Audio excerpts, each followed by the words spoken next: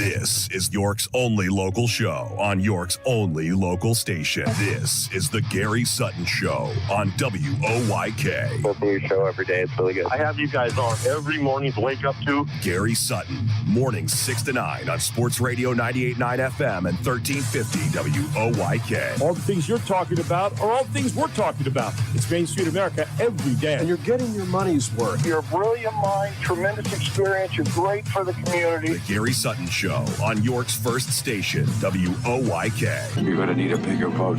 Now, broadcasting live from WOYK's downtown York studios inside Wellspan Park, here's Gary Sutton. There are some days where we feel like that. You're going to need a bigger boat. Yeah, just so much information. So much that's happening around us all the time.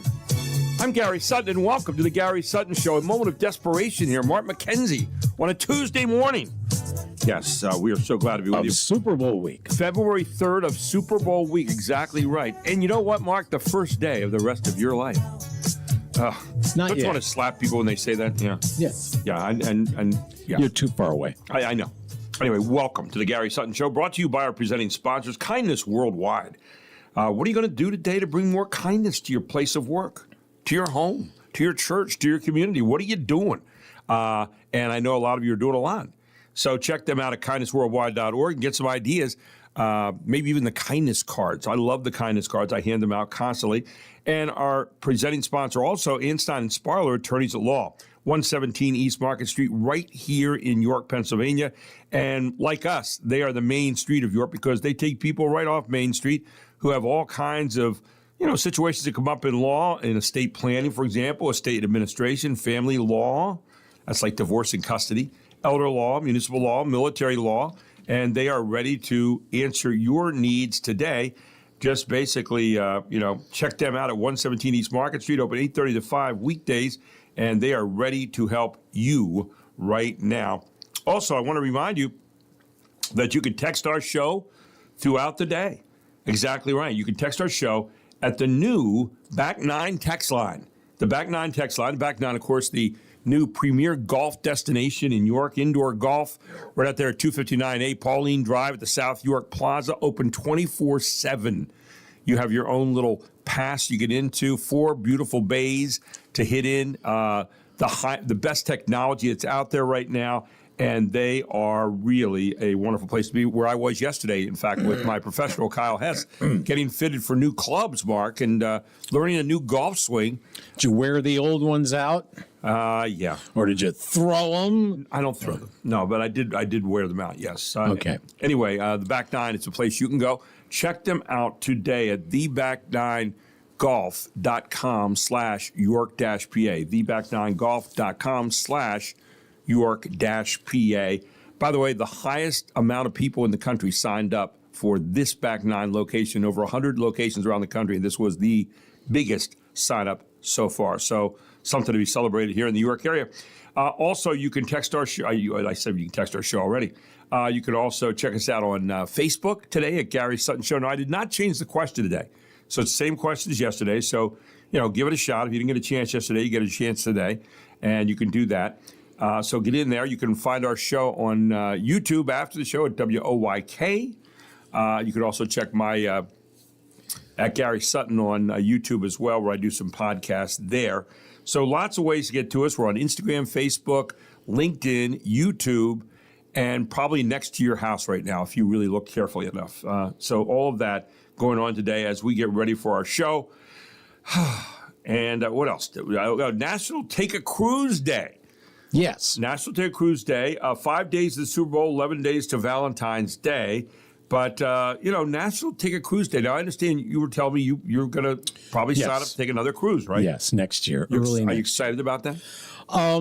It's too early to be excited. Yeah, you kind of have to build into it, right? Yes. Yeah, very gradual. What else do we have going on Well, today, Mark? I will say this, that we'll be going with Deb's daughter and son-in-law and Lindsay, her daughter, in particular about preparation. She's particular about it? She is going to be, everything is going to be taken care of ahead of time. Wow. She is going to have all the details. Everything is going to be laid out. So, as usual, I don't have to do a thing. Well, you know what? I tell you what, I'd be sitting there going, yes. Yeah. It's the way to do it. It's, I would, maybe she could have a whole nother line of work. And you go, which way to the buffet? That's the biggest thing when you go. It's not as much as it used to be. Yeah. Back in the day, that was the thing. Oh. Right. It was the formal setting for the for dining. You had the early seating and the late seating. Right. She tells me that this cruise doesn't have that. Oh. You go when you want to go. Well, that's the buffet part. I mean, no. You can. Oh, go. you mean as far as the regular, Yes. the formal kind of dining? Yes, you can go. You can dress up, which is different than the trough. It is where people go to the buffet and you now see they do people have coming back looking like they're never going to eat again with one plate. You think you can go back, And the buffets these days are very kind of specialized. Oh yeah, they have different areas, and this place is no different. So, but I was on my one cruise. When was this? That was how many years ago? Back in 2015. Okay. I was on my one cruise because Trump was still running for president back then for the first time, and I was on this cruise and I hosted it for our previous station.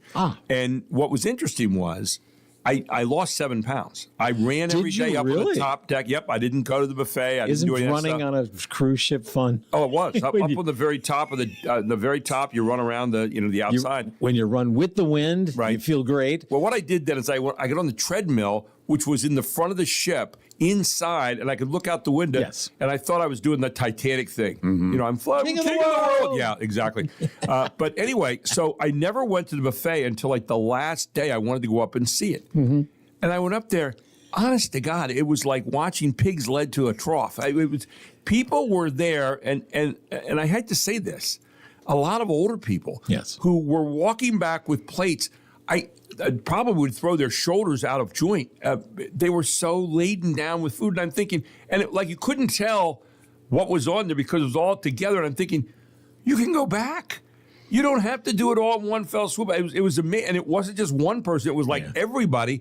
And I was disgusted. I thought, oh, my gosh. It's not like, cruising back in the day was very special. Right. You would, matter of fact, they had required jackets at dinner. Yep. And then they had like one or two formal nights. Well, when I was doing this, they required, I wore a suit to dinner every night. Okay. And not these days, they don't require anything. No. Whatever you want to do is what you can do. Right. I do have a funny, the very first cruise I went on was back in the 90s, early 90s, and they had a gym.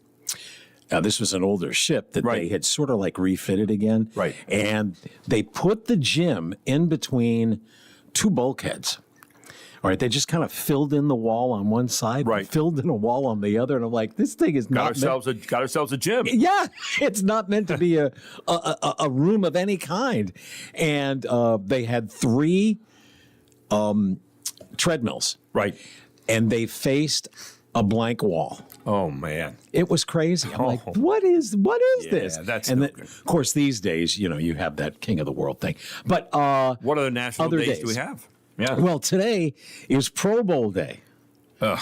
And I know what you're thinking, what but a useless waste of time. Passing the test, there's a quarterback accuracy, relay race, helmet harmony, dodgeball, tug of war, flag football game. Are they playing checkers anywhere along there? This is tonight. They're going to make doilies? It's going to, I like this better I hate than the game. That. The game was kind of fake. The game was real fake. Yes. So now they've got a bunch of different skills kind of tests and non-traditional. Still the important skills in football, but non-traditional tests. You know what, though? Football fans are so freaky. They'll watch this stuff. Oh, absolutely. They'll hang, oh, look, man, you're playing tag. It's great. I will. Yeah. Yes. Okay, fine. Other things. Sorry, didn't from mean to be so not at all. The mundane Feed the Birds Day. Yeah. Isn't there a song, a Mary Poppins song about Feed the Birds? I don't remember. Yeah, there was. Yeah. Feed the birds. Other animals, International Golden Retriever Day. That's what kind of dog I had. What a great dog. I'm telling you, the best just character and just disposition. Oh. National Wedding Ring Day. Okay. I got didn't mine know up. it needed a day, but I didn't know either. apparently That's a reminder. It's also For Chaplains Day. That's and that does have something to do with your care. Yes. Alexander Good, the Rabbi Alexander Good, was one of the 4 chaplains who gave their vests away aboard the Dorchester, and U.S. Army and transport. then they locked arms together, and it were it all sank. different religions. Yeah, yeah. And let's see, hang on 2 seconds. It is, food holiday. They're linked. Go ahead. It's National Carrot Day and National Carrot Cake Day, naturally. Right. You have carrots. You have to have. You like carrot cake. carrots? Yeah, I do. You like them raw? I like them anyway. I really Oh. do. I'll go anyway. They are considered a superfood. Right. And each year, the world produces an estimated 40 million tons of carrots, which doesn't really sound like a lot Yeah. to me. When you think about 9 billion people, 8 billion people. Right. It doesn't sound like a lot. And there are 100 edible species, 100 species of edible carrots. Right. And I like the carrots of all colors too. I like that. That's one of the few things I don't mind different colors of something. You know, I normally say, well, they got to be orange, but I've seen purple ones and all different Yes. kinds of and I Potatoes. I find that to be okay. Now, we do have one bit of news as we talk about these kind of lighter things, although this isn't really light, but a guy that you may have heard many times, Chuck Negro. Or is it Negro? Negro. Yeah. Chuck Negro, one of the founding members and lead voices of Three Dog Night, has Right. passed away at the age of 83. Boy, there was a group that was just Now makes it 2 Dog Night. pumping out the hits. I don't know if he still sang with the group or not. You know, Yeah. they all have become like little mini businesses, and they just interchange the. And now we say good night and rest in peace. right? Yes. There you go. No doubt. I saw them in person. They were really good. Neat group. So Yes. yeah. Other than that, There it is. do you want something else? No, Okay. I want to take a break. We're going to come back. I want to tell people a little bit about the 4 Chaplains Day because it does involve a Yorker, and I'm going to tell people exactly what happened. If you've never followed 4 Chaplains Day, it is really a neat day, and I'm glad Mark brought it up this morning. We're going to hit that a little bit. We've got a lot of interesting news, including name changes locally here for some sports, all kinds of stuff going on. The disappearance of Savannah Guthrie's mother. I saw that yesterday. And they're now calling it a crime. They're saying they think she was kidnapped. What? Yeah, 84-year-old lady kidnapped, and Savannah Guthrie is there at her place trying to find her there. And she's not. It's not a dementia thing. She's very sharp, 84 years old, but she is. She's ambulatory. She has, some problems getting around. So, but they think they found some stuff at the home that indicates she may have been taken. So we're going to get into some of that this morning as well. All kinds of stories out there, and we'll come back, tell you a little bit about 4 Chaplains Day, all here on the Gary Sutton Show on WOYK.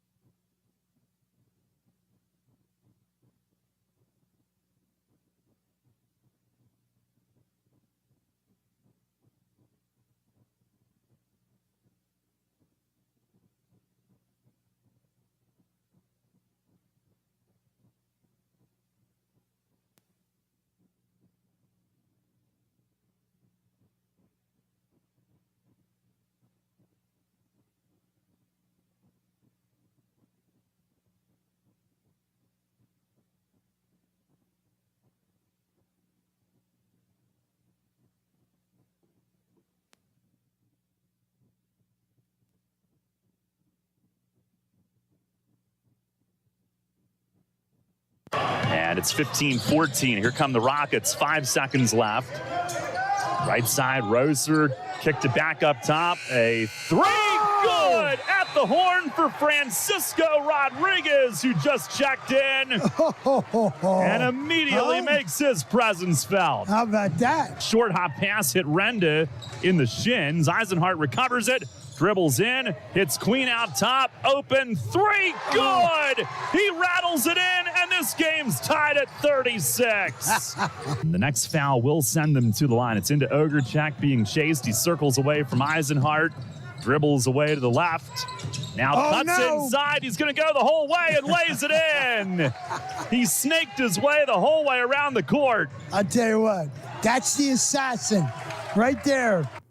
Yeah, that was Ogrechek. That's a great player for Red Lion. They go 19-3. They won, I think, 50-40 last night, and beat Spring Grove, who's also has a good season going. They're 15-7 overall now, and they're in 2 different divisions. Red Lion is now ranked number 3 in the district in 6A, and I think Spring Grove was at 7 going into last night. I think they might still be 7th in boys District 3 5A.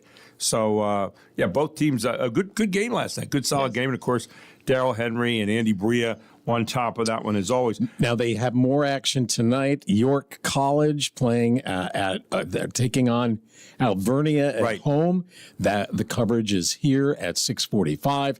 And then the next high school broadcast is Friday, a girls' county quarterfinal doubleheader.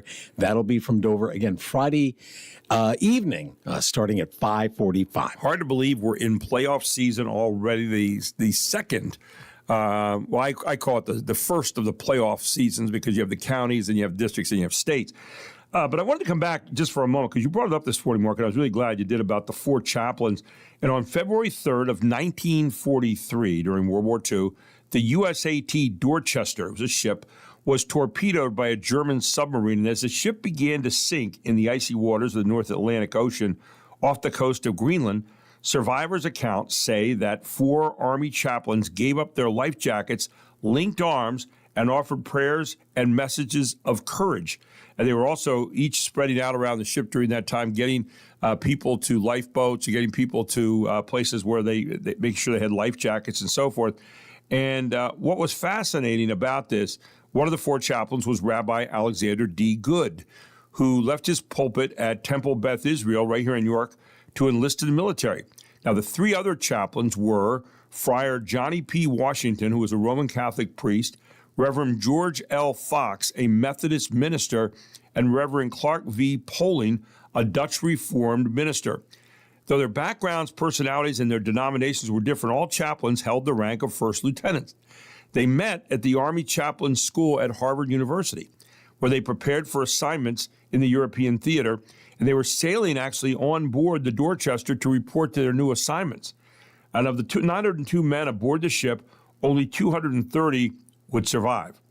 And obviously, when the news reached the American shores, the nation was stunned by the tragedy, but amazed by the stories they heard about these 4 chaplains. And the moving story of the 4 chaplains, spirit of self-sacrifice and brotherhood, has become an inspiration to our nation. We have a 4 chaplains memorial here in York. We've got a breakfast that's held every year in May. We celebrate them every year. And again, because of one of them being a Yorker, but just a great story. But the 4 chaplains basically spread out. They wanted to calm panic. They wanted to tend to the wounded. They guided the disoriented men to safety. And when the life jackets ran out, all 4 willingly gave their own to soldiers, ensuring others had a chance to survive. And they, by all accounts, the final moments, survivors reported seeing the chaplains standing together on the deck, arms linked, and praying together as the ship sank in roughly 20 minutes. And so there's an award today. While they did not receive the Medal of Honor, Congress created a special 4 Chaplains Medal in 1961 to honor their bravery. The day is observed across the country to recognize their sacrifice, which is considered a foundation of spiritual readiness in the military. So a really interesting story there about the 4 chaplains. Sacrifice. Absolutely. Sacrifice. Being selfless, which is... what do they say about the is it, no greater thing you can do to lay down your life for another? And, I mean, hopefully it's not anachronistic. No, it's like, we're not at all. And Anyway, what else we have going? Well, let's talk about this. Go ahead. Okay. Now, I know you're not a video game person. Right. Or a board game person. Oh, there you go. You come by it honestly. I do. I like video games, although I haven't played them in a long time. Right. But one of the things that I always look forward to at Super Bowl time, if you've seen the Madden game, for example, a very successful I think it's over 25 years old, and they always play the Super Bowl right before the Super Bowl, right? So that you can, as a way to predict, what might happen in a few days. So they did that, and here's what happened. This is the one we've been waiting for. Seahawks, Patriots. A rematch from over a decade ago, the New England Patriots against the Seattle Seahawks. And back then, EA Sports accurately guessed that the Pats would pull it out 28-24. This year, with Sam Darnold behind the center, Madden NFL 26 says that the Seahawks will squeak by 23-20. And this is going to be a touchdown. The Seattle Seahawks are Super Bowl champions. What a finish. Over the last 20 years, Madden has correctly guessed who would win the big game 13 times, giving them a 65% win rate. Eamon Dignam, Fox News. Not bad. Yeah, Not what do you bad. think of that? Yeah, you could take so much data now and put it in, and you can get, you're going to have a chance. 65% is pretty good. But they would not cover the spread, though. No. That's interesting. No. By the way, speaking of games, Americans will legally bet $1.7 billion on the Super Bowl this year. Easily believe that. Yeah. It's time to place your bets if you're a betting person. I'm not. But who are we kidding? You probably already have. Sports have devolved into a little more than a delivery system for legalized gambling anyway. True. So Seems that way. Speaking of which, Americans will spend a record $1.76 billion on legal Super Bowl bets this year, and Lord knows how much more under the table. The American Gaming Association says, quote, no single event brings fans together like the Super Bowl, and this record figure shows just how much Americans enjoy sports betting as part of the experience. But they add that it's important to choose, quote, legal, regulated sports books. Yeah, sorry, guys. I'm sticking with Vinny in the back booth of the Greek Diner. I think I'll go with that, but it feels less sleazy, I guess. But there you go. So $1.76 billion going to be bet. I actually thought that was low.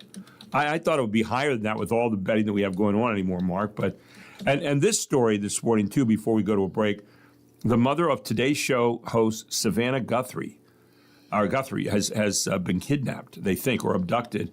84-year-old Nancy Guthrie disappeared from her home in Tucson, Arizona over the weekend, and local authorities think she was taken while she slept and, quote, didn't go willingly. She was last seen Saturday night, and then she didn't show up at church on Sunday morning, and people got concerned about her. She's 84 years old. She doesn't have dementia or Alzheimer's or any of that kind of stuff. She does have some physical disabilities, but they added that Nancy is quite of great sound mind and sharp as a tack. So this isn't a dementia thing, but she's not in good physical health. And she does take medicines, which are not with her, by the way. There's no word on who may have taken her, but she's without important medications that could cause serious health risk. Savannah Guthrie is actually at home from the Today Show, and they're helping to try to find her. And she will no longer be part of, obviously, covering the Winter Olympics. That's the least of her concerns right now. Good for you. So our prayers go out there to the Guthrie family, and hopefully they can find Mrs. Guthrie. Birthday's coming up after the news. There you go, all here on the WOYK. And we'll tell you about a name change in a sports organization right here in York County, all straight ahead on WOYK 630 here on a Tuesday morning.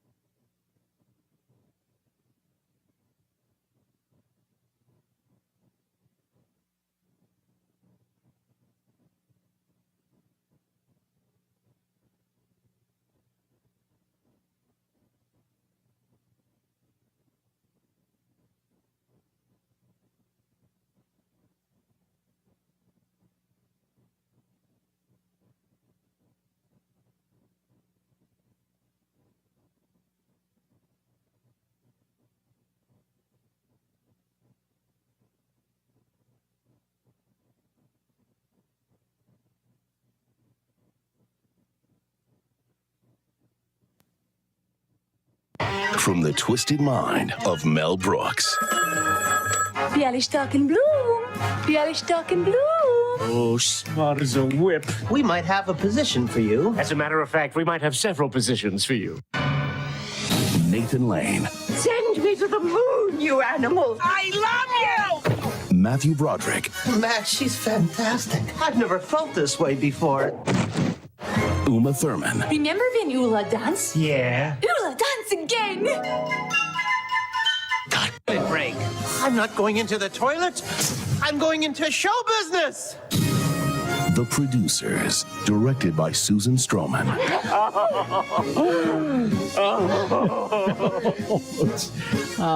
It's time for birthdays. I'm going to tell you what, that was one of the and one of the big shows on Broadway for a long time. The Producers, yes. But you talk about a sick. I mean, it was as politically incorrect as you could humanly get, even from Mel Brooks. And that one song there, "Springtime for Hitler," and oh my gosh, yeah. The whole idea is that finding that one hit is very, very, very hard, but they figured out, hey, you know what, we could make money by having a failure, right? By embezzling everything and tanking the show, and so they found a totally offensive. And in the movie, it was the latest iteration was Will Ferrell. And didn't it turn into like a hit then, or something? It did. Yeah, I mean, that was the thing that messed them up. So yeah, but it was. I mean, the words to the songs and stuff. But it's typical Mel Brooks. Yes. You take something and you go out there on the edge, and now, that's what he did. I think so. In the original, I think he was in it. Wasn't he in it?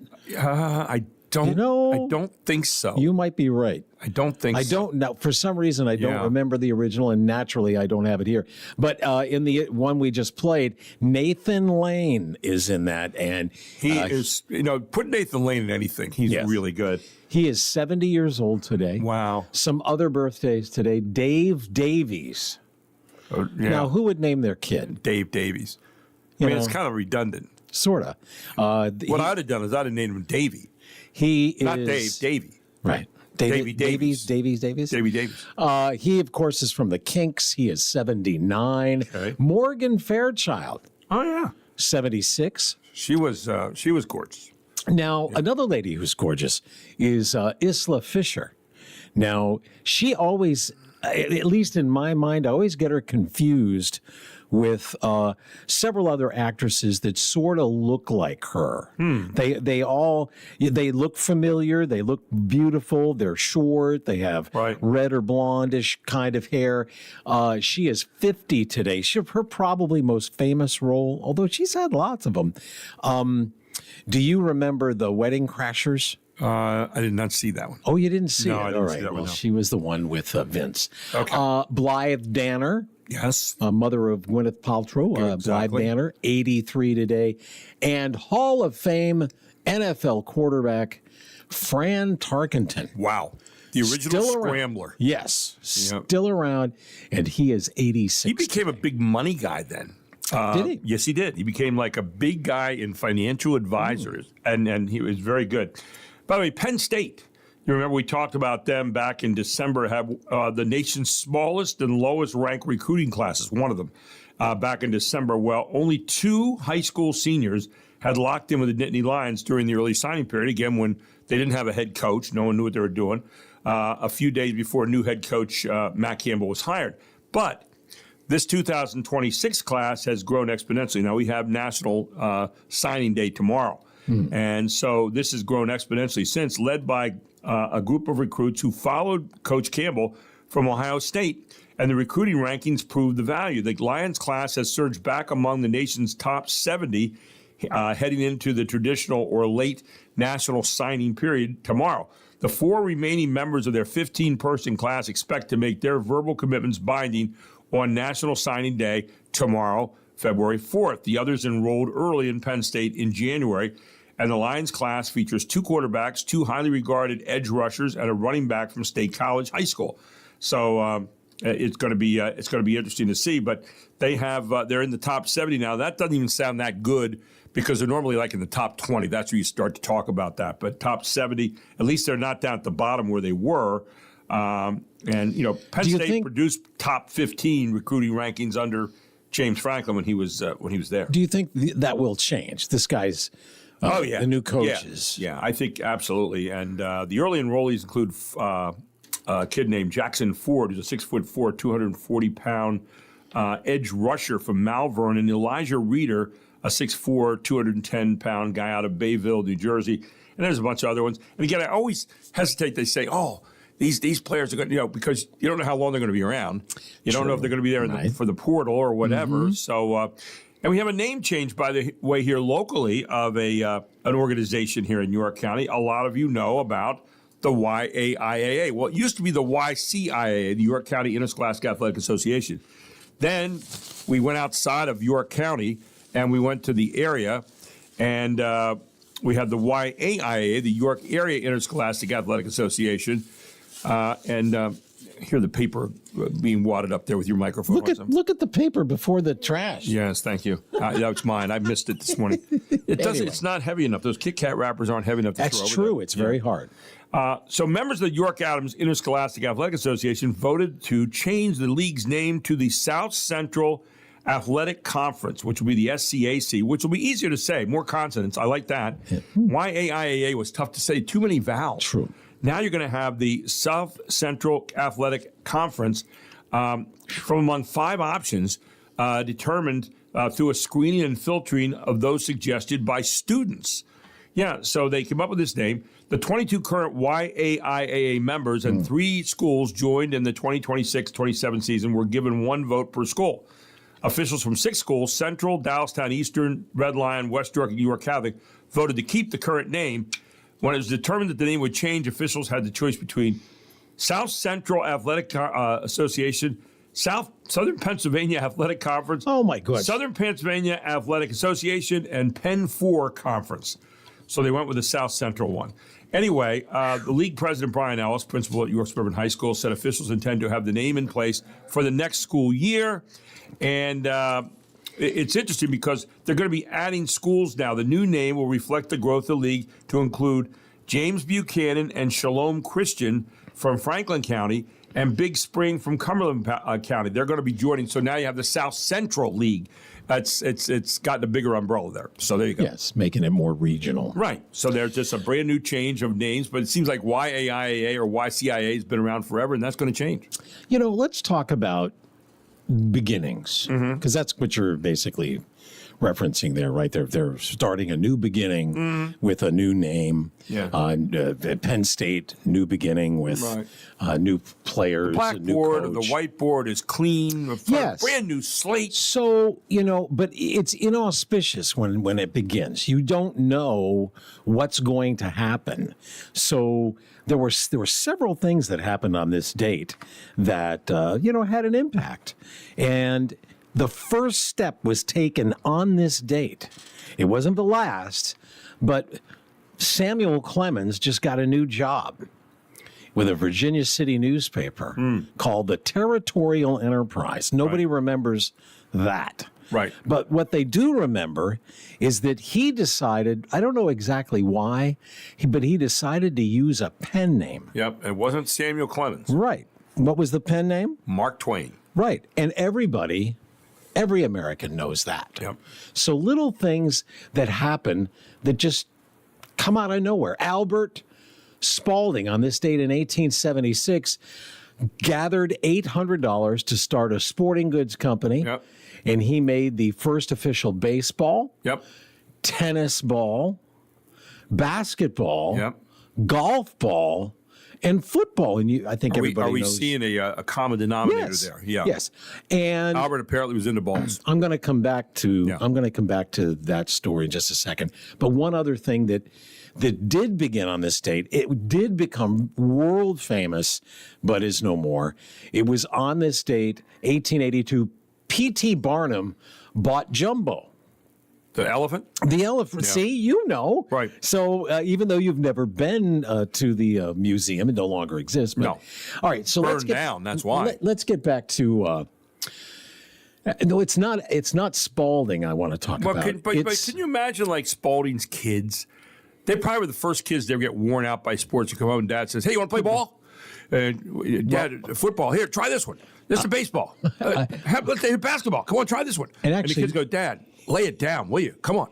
You're probably the best person for me to vent this to. Go ahead. Because you have experience with basketball. So I'm watching. I just happened to it was come upon a TV with the game show network on. Right. All right. So this guy, I don't even know the name of the show, but this guy, he's at the big prize round.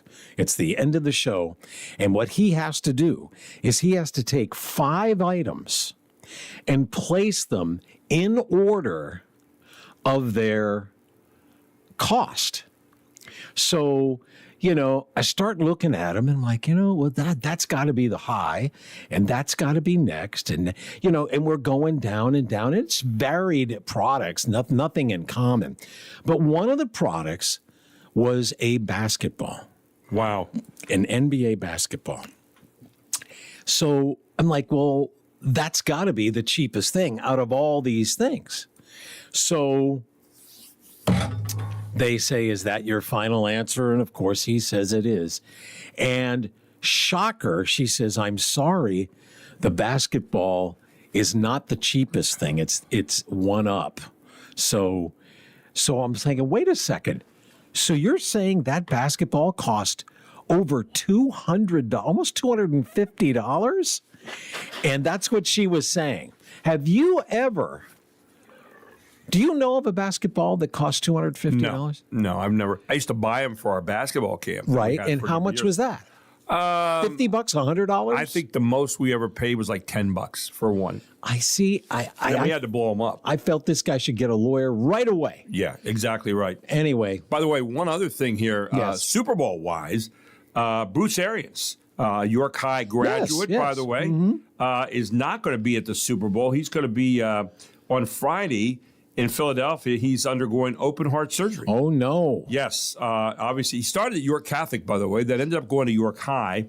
And, of course, became head coach of a Super Bowl champion in Tampa. Wow. With a guy named Brady, I think. But anyway, he's also got some health issues. He's got a commercial coming up in the Super Bowl this year. Oh. Yeah. He's one of the most well-known high school athletes to come out of our area here. Mm-hmm. But he made the announcement at the end of the recent Today Show interview that he was going to be undergoing open heart surgery this coming Friday in Philadelphia. Wow. But he was there. Good luck to him. Was there on the Today Show to promote his Super Bowl commercial on the importance of prostate screening.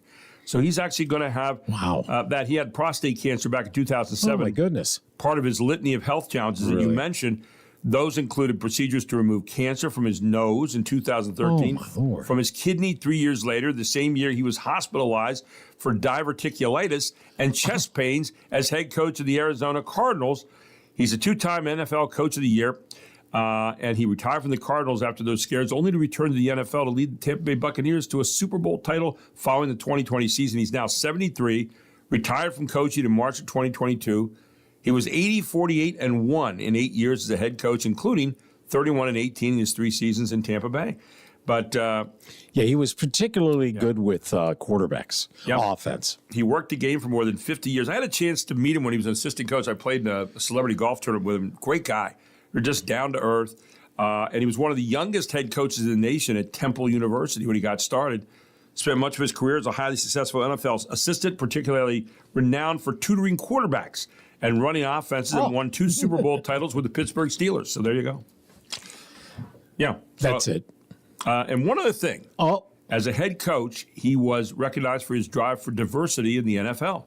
In regard to color and gender, the Women's Sports Foundation named him its 2020 champion for equality. So something you probably don't know about Bruce Arians, who's going to put a little prayer down for him this Friday as he undergoes open heart surgery. He's had a lot of health problems over the years, but he'll have a commercial on this weekend on the Super Bowl. So a Yorker with a commercial on the Super Bowl. How's that? Now, coming up after the break, I will explain why minivan sales Our minivan sales are on the rise. Interesting. We'll do all that when we come back here on the Gary Sutton Show on WOYK at 6:48 on a Tuesday morning.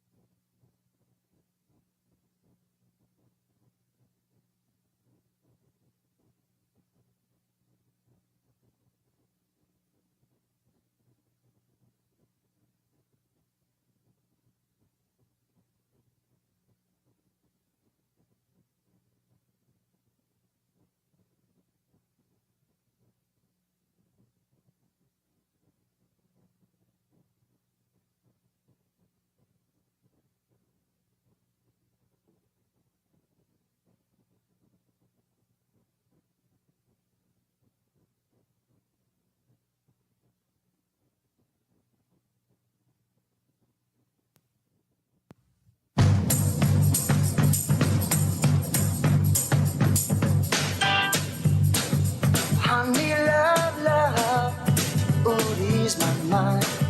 And I need to find time, someone to call mine. My mama said you can't hurry, love. No, you just have to wait. She said love don't come easy, but it's a game of... Another guy having some health problems right now, Phil Collins, with You Can't Hurry Love, just a remake of an old song. By the way, I just got a note here from Cliff Sensenig. And I remember meeting Cliff. He was down at Sauble some years ago, just before we left our previous place of employment. But he's wanted to order a Gary Sutton sweatshirt, much like what I have on today. I actually put my sweatshirt on today. It's a Gary Sutton Show sweatshirt, and he was asking for a particular size. But he's been listening since back in the days when we were doing sports. That was a long time ago, Mark. But yeah, so who has a memory that long? Cliff, I'm checking on that for you, and we'll see if we can do that. And thank you for listening to the show. I'm honored by all the people who listen to our show, who've come from our previous place of employment. Even if you don't buy a sweatshirt. Even if you don't buy a sweatshirt. By the way, if you do want to buy a sweatshirt, go to merchrev.com and go to buy now. You don't have to buy now, but that's what the tab you hit, and you can see all of our various things. We have a nice pullover, quarter zip thing. That's really good and very stylish, I might add. And then we have a T-shirt that Mark bought. Yeah, well, you took my picture. Right, I took Mark's picture, put it up on the Facebook yesterday, so millions can see that. You wouldn't believe the number of people who said no.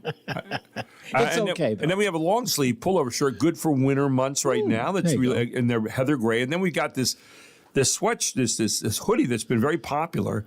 And it's a blue. It's kind of like a royal blue kind of thing. So anyway, and we're looking to maybe put some hats in there soon, and literally going out to tens of people. But there it is. Tens of people. Yeah, tens of people. Now let's talk about if you remember, minivan came out of nowhere back in the late 70s.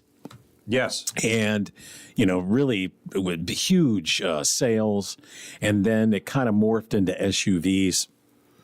And a lot of it had to do, I guess, with the size of the family. I mean, before that, it was the station wagon, but it was a little cramped. It was kind of like car cramped, if you know what I mean. So the minivan had a little bit more like side room, headroom, that kind of thing. And of course, today, minivans, they got TVs and all kinds of things in there. Well, apparently, even though it's been a while, minivan sales are rising.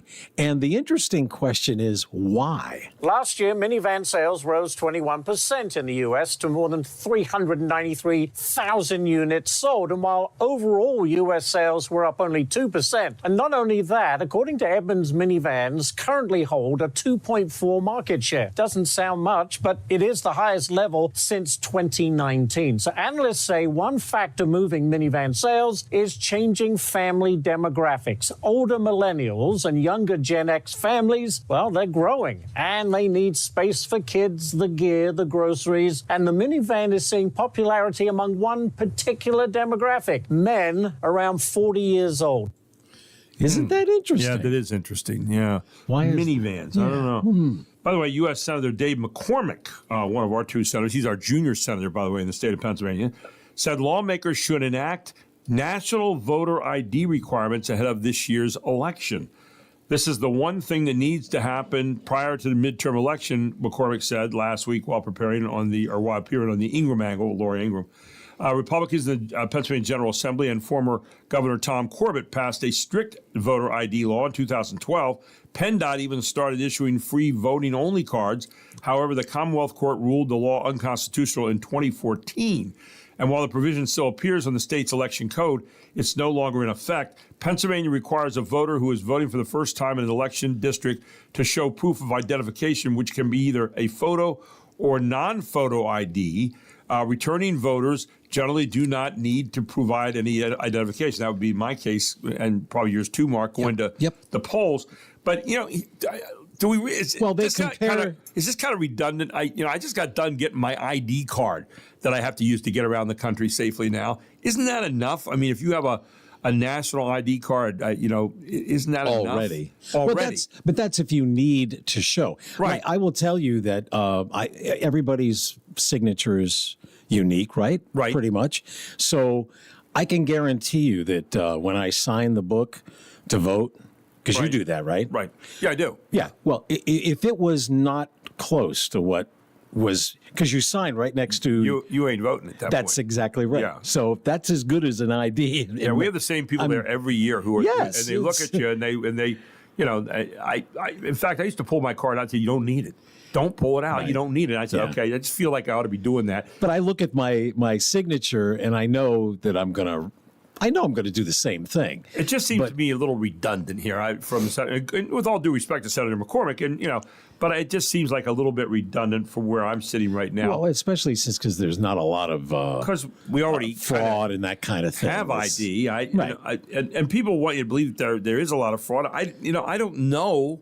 That there is. There's no arrests. There's not very many, let's put it that way. By the way, Pennsylvania lawmakers have also advanced a bill banning evictions during extreme weather like we're having right now. Yeah, the Pennsylvania State House's Housing and Community Development Committee voted 14-12 in favor of a bill that would, quote, require a judge to halt the execution of an eviction order on a day-to-day basis during times of extreme weather for individuals enrolled in federal assistance programs, unquote. The bill was introduced by State Representative Greg Scott from Montgomery County with co-sponsorship from 8 House Democrats and 1 House Republican, Mark Gillen, out of Berks. Extreme weather events will be considered to include forecasted temperatures below freezing, a winter storm or blizzard warning, a hurricane or tropical storm warning, or an excessive heat warning. Those would be the exception. Pretty much covers every kind of weather you can have. But but the idea is that in extreme time, putting somebody out, maybe a little love there. So kindness. How about this final story? Go ahead. And it's about, we hear about the return of measles in America and that kind of thing.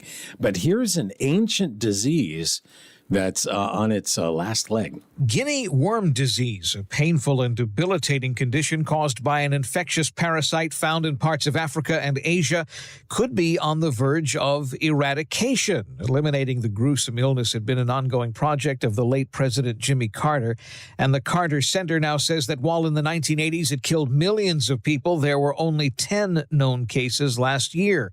The worm infects people through unclean drinking water and will grow as long as 3 feet inside a human body, eventually exiting through a skin blister, which can be vulnerable to secondary infections. Evan Brown, Fox News. I didn't know they were going to get that. Yeah, thanks for that. Sorry. Holy smoke. Oh, you can't unsee that now. Well, coming up next, James Sanders. I don't think he's going to be talking about a 3.5-foot tapeworm, but he is going to be talking about the AI and the AI revolution has a problem now. How junior staff can actually learn. He's going to talk about that this morning here on the Gary Sutton Show, and then Trish Hauser will stop on by. We got Vance Miller on a brand new job you can get over at the York County School of Technology, the Adult Continuing Education Center, and much, much more. Jamie Norpel out ahead as well, and Eugene DePasquale. Man, we're stocked. It's a Tuesday morning, the Gary Sutton Show on WOYK.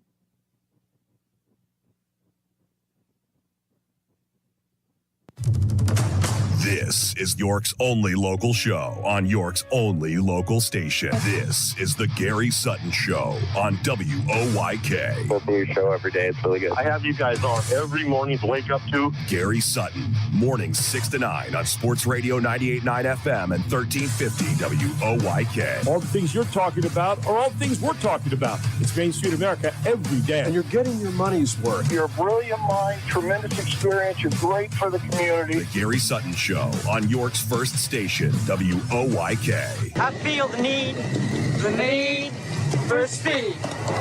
Ow! Now, broadcasting live from WOYK's downtown York studios inside Wellspan Park, here's Gary Sutton. And welcome back to hour number 2 of the Gary Sutton Show here on a Tuesday morning, February the 3rd, 2026. Mark McKenzie is here this morning. I was just talking about the Patriots to James, educating him. It was on this date. On this date in 2002, Tom Brady won his first Super Bowl as a New England Patriot. Thank God it's going to be over on It's Sunday. a holy day of obligation. It's going to be over on Sunday. Please give me strength. I told James we haven't lost yet. Yeah, I know. And that's the problem. That, the buildup is going to be just is that it? Exhausting. You think it's going to be worse on Friday? I'm getting exhausted already. I mean, I just I just what can I say? All right. So who is this brought to you by? Well, it's brought to you by. You'd think the Patriots, but it's not. No, it's our presenting sponsors, Kindness Worldwide, and Kindness Worldwide is a nonprofit. KindnessWorldwide.org, with a vision to create a culture of kindness in communities throughout the world. I mean, what better thing could you want to have? And it was inspired by an act of kindness. Now, you've heard Kevin talk about it here, about having his wallet returned. And most of us would think that's not a big deal. That was really nice thing for someone to do. For Kevin, it was like a turning point in his life where it became something to say thank you and then realizing this is something I can do. A lot of us sit around and complain and say, oh, man, the world's going to hell in a handcart and whatever. And James said, not James is coming up next, but Kevin said, there's something I can do. I can start doing stuff from my own little corner of the world, make a difference, and he is calling on other people to do the same thing. So the big questions we have is why not you, why not us, why not now? Kindness is free, and it's the world's greatest superpower. It merely requires a personal choice to unleash its vast potential. Check them out at Kindness Worldwide. And also, Ann Stein and Sparler Attorneys at Law, right here at 117 East Market Street in York. They are the main street of York, much like we are in terms of providing law services for people in areas of estate planning, things that, all of us have to go through, estate administration, family law, municipal law, military law.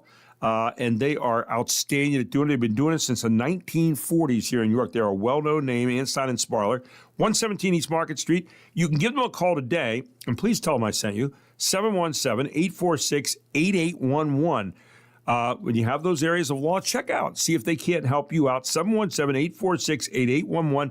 They love to have people come in off Main Street of York and York County and ask for that kind of help. And their hours are Monday to Friday, 8:30 to 5 p.m., 117 East Market, or call them 717-846-8811. And this hour of the Gary Sutton Show is brought to you by Trish Hauser, State Farm Insurance Agent, located out here at 1865 North Susquehanna Trail of York. And if it comes to knowing something about insurance, Trish probably has the answer. She is out in front of this as well as anybody I've ever met. She has an insurance agency that's been around for a while. Her name is synonymous with excellence here in York in insurance, especially when it comes to coverage for cars and homes and life, as well as renters' policies. And she's just off the Route 30 here, 1865 North Susquehanna Trail. Give her a call today, 717-848-4336. She is a lovely lady to deal with. She's open 9 to 5 every weekday, but she will make appointments with you along the way, and she'll be with us this morning to talk about some furnace tips. Boy, during this time, you want to make sure that furnace is up and running, and she will help you with some of that this morning at about 7:20 here on the Gary Sutton Show. Don't forget, our Back 9 text line is available for you today. We'd like to get more and more people involved in our text line, and that's something that I'm mesmerized here in York because I do a show in Baltimore on the weekends, and, man, I get like 150 texts. And here in York, for some reason, we don't do texts. But our Back 9 text line is brought to you by Back 9 the premier indoor golf place out at South York Plaza, 259A Pauline Drive, open 24/7. I was there yesterday. Just fantastic. You can play hundreds of courses right there indoor on the screen. You can even watch your favorite football game when you're there. Yes, the Patriots or whoever. And our text line is 833-478-4729. We invite you to, during the show, comment on anything that you'd like to comment on during the show. Show. Now, with that, we turn to James Sanders this morning, who is he's always concentrating on something. Good morning, James. How are you? Good morning, Gary. Thanks for having me on. Boy, I'll tell you what, I'm worn out here. We had a lot of stuff to do there. You are outselling, my friend. I will tell you, your advertisements here are fantastic. Well, we're having a lot of fun doing our show. That's what I would say. A lot of fun doing the show, and it's just, every day you get to meet all kinds of really great people, and we get to have great people on like you. I mean, we really enjoy that. We do. We look forward to that each week. But one of the things you brought up this morning was an article by Polly Thompson here in Yahoo Finance about the Big Four's AI revolution has a problem. How junior staff can actually learn. And I'm intrigued by this article, and I started reading it, but I want to hear you talk a little bit about it. Yeah, so if you remember a few weeks back, we talked about McKinsey, right? Right. And how they were using AI search tools to vet out incoming candidates. Well, this is the flip side of that. This is the Big Four accounting firms saying, look, we recognize that there's AI out there. We recognize we have to use it. But our big issue is if we have junior staff coming in and they're using AI too much, what happens when they become senior staff? Yeah. Like, where is that learning curve and where is that intuition to know when you're getting the AI-generated output, what is right, what is wrong, and what doesn't exactly fit with what our clients are doing? It's that grunt work, that learning curve that a lot of junior folks go through. It's the job part of the or the work or the kind of the not fun part of the workload, but you're learning how the process works. In other words, started as a stock boy and working your way up to CEO, right? Exactly. Yeah. Exactly. Learning every little bit and every little part of the business as you go along. AI is taking a lot of that away, or that's the fear that the Big Four are seeing right now. And what's that going to look like 10, 15, 20 years down the line when these junior or middle-level executives or staff members all of a sudden become the leaders of the firm? Does your foundation crumble? Well, I'd say an answer to that probably you won't have to worry about it because robots will be controlling the world, and so it won't really matter. I'm saying that just a little bit, kind of tongue-in-cheek, but there are people that would answer the question that way. I'm thinking, but your point's really well taken. That where is the independence? Where's the thinking process? Where's learning all the various tasks that make up part of my organization along the way? So when you get there, the idea was, well, I've got an idea about how all these different things work, and now I can have a little bit of knowledge on how to bring it all together into one working group, right? Yeah, look, I sit here and, with our firm, there's several of us that are looking at the AI tools, and I'm fascinated by it. But, I've been doing this for, God knows how many years. I know when something doesn't look right or doesn't feel right I know where to look to find, to verify the information. Is somebody that's 22, 23, 24 years old coming out of college or law school or wherever, are they going to know to go do that? Or are they just going to say, well, I trust everything that comes out of AI? I don't have a lot of confidence on that. I'm hearing something else here as you're talking. Can you become addicted to AI?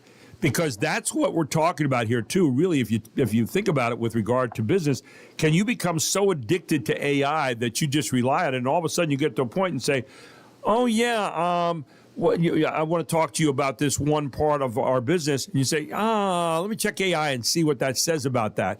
I mean, so there's not the intimate understanding of it. There's the understanding book-wise, and that's about it. It's the critical thinking aspect of it. It's the ability to ask the questions.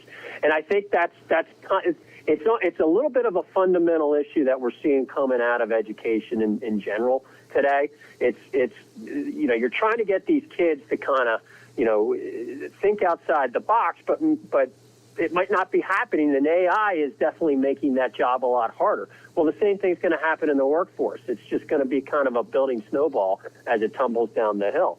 If you don't get the kids and don't get the staff to understand and critically think about things, eventually, again, the foundation is going to start to crumble on you. Now, good organizations are going to recognize this and figure out ways to make sure that they get the best and the brightest and the critical thinkers.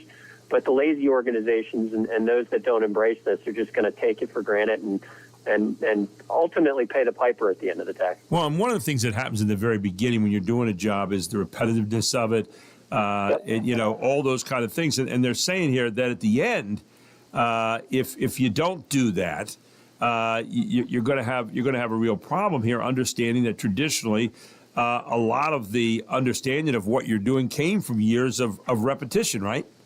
Oh, 100%. There's no question. It becomes part of who you are the later, the later in your work career that you are, because you understand it's innate in, with you at that point in time. But when you're beginning, you got to do the repetitive tasks. You got to understand kind of how the sausage is made, because ultimately you're going to be making the sausage later on in life. So where is the balance then between the tasks you use AI for and the tasks that you do yourself? And there's got to be a balance point there somewhere. Maybe we're still discovering what that is, but your thoughts on that, James?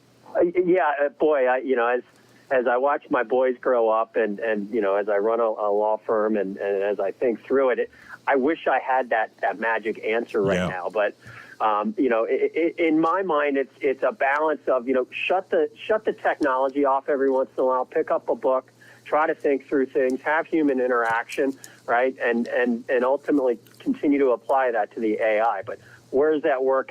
I wish I knew, Gary. If I had that answer, you and I would be on a private jet somewhere playing a great golf course. Yeah, no, I get the point. But, the idea is I think it's probably going to count on people who are in leadership right now saying, hang on, maybe some tests along the way, maybe, having people do jobs where you'd say, well, AI could do that, but we're going to make sure our people are doing that and then report on that as to what they're doing. There's going to have to be some kind of, and I hate to say word test, but that's what it is, by people who are in management to make sure that their people are, in fact, able to think on their own. Isn't that kind of what we're looking at? I would agree with you. It's putting the dipstick in every once in a while and making sure that you're verifying the information coming out and verifying that it's being generated by the people you're asking to do it. Because if it's not, then you got to make a change. We're going to find out about all of it as we continue forward. Great article this morning. Thank you, James. Always appreciate you. All right. Sounds good. Thanks, Gary. Have a great week, my friend. Always good talking to you. James Sanders right here on the Gary Sutton Show. Isn't that a great piece, though, Mark, where, we worry about the fact that these people are coming up through and they're going to eventually become leaders of their company. And yet when they get there, do they know what all the things were about their company so they can, help to solve some of the problems? That's going to be a big thing. We're screwed. Mr. Positive, thank you so much. He who gave the 3.5-foot tapeworm here a few moments ago. Anyway, when we come back, Trish Hauser joins us to talk about furnaces. Yeah, what about your furnace during times like this with the cold weather? Well, Trish has got some thoughts on that, some furnace tips for extreme cold. All straight ahead on the Gary Sutton Show on WOYK.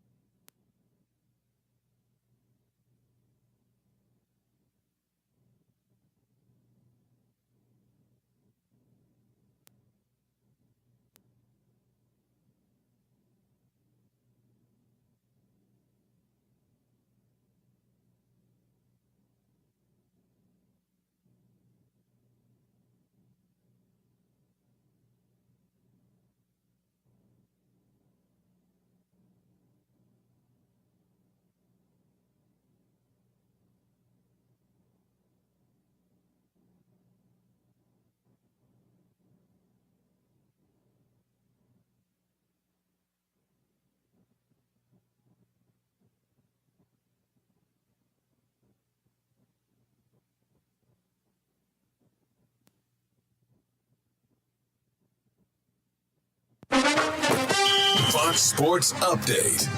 You really had no doubt in being 100% for the game. This is the Super Bowl. You get 2 weeks to prepare for it. Do whatever it's got to do to get it right, and I've got confidence in. New England Patriots quarterback Drake May, who injured his throwing shoulder in the AFC Championship game over a week ago, told reporters at Super Bowl opening night he has turned a corner and is back on track. Yeah, I feel good. I'll be just fine. I threw a good bit. I threw as much as I would in normal practice, and felt great. And looking forward to getting back out there in the Wednesday and Thursday for practice again, and Friday, and get ready to get a normal week of prep. Drake May, Patriots quarterback at Super Bowl opening night on NFL Network. Later today, the NFL Pro Bowl games get underway in San Francisco. 7-on-7 flag football game tonight, 8 o'clock Eastern time. No Patriots or Seahawks players will be participating as they prepare for Sunday Super Bowl 60. After the cost of tickets dropped over the last several days, the number may have reached its bottom. The cheapest seat at this time yesterday on the secondary ticket market at SeatGeek was under $4,800. Now it's back over $5,000 to get into Super Bowl 60. The price had come down by more than $2,000 from last Monday to this Monday. Cleveland Browns are hiring a new offensive coordinator, Travis Switzer, who had been the Baltimore Ravens running game coordinator. Switzer stays in the AFC North, goes from Baltimore to Cleveland.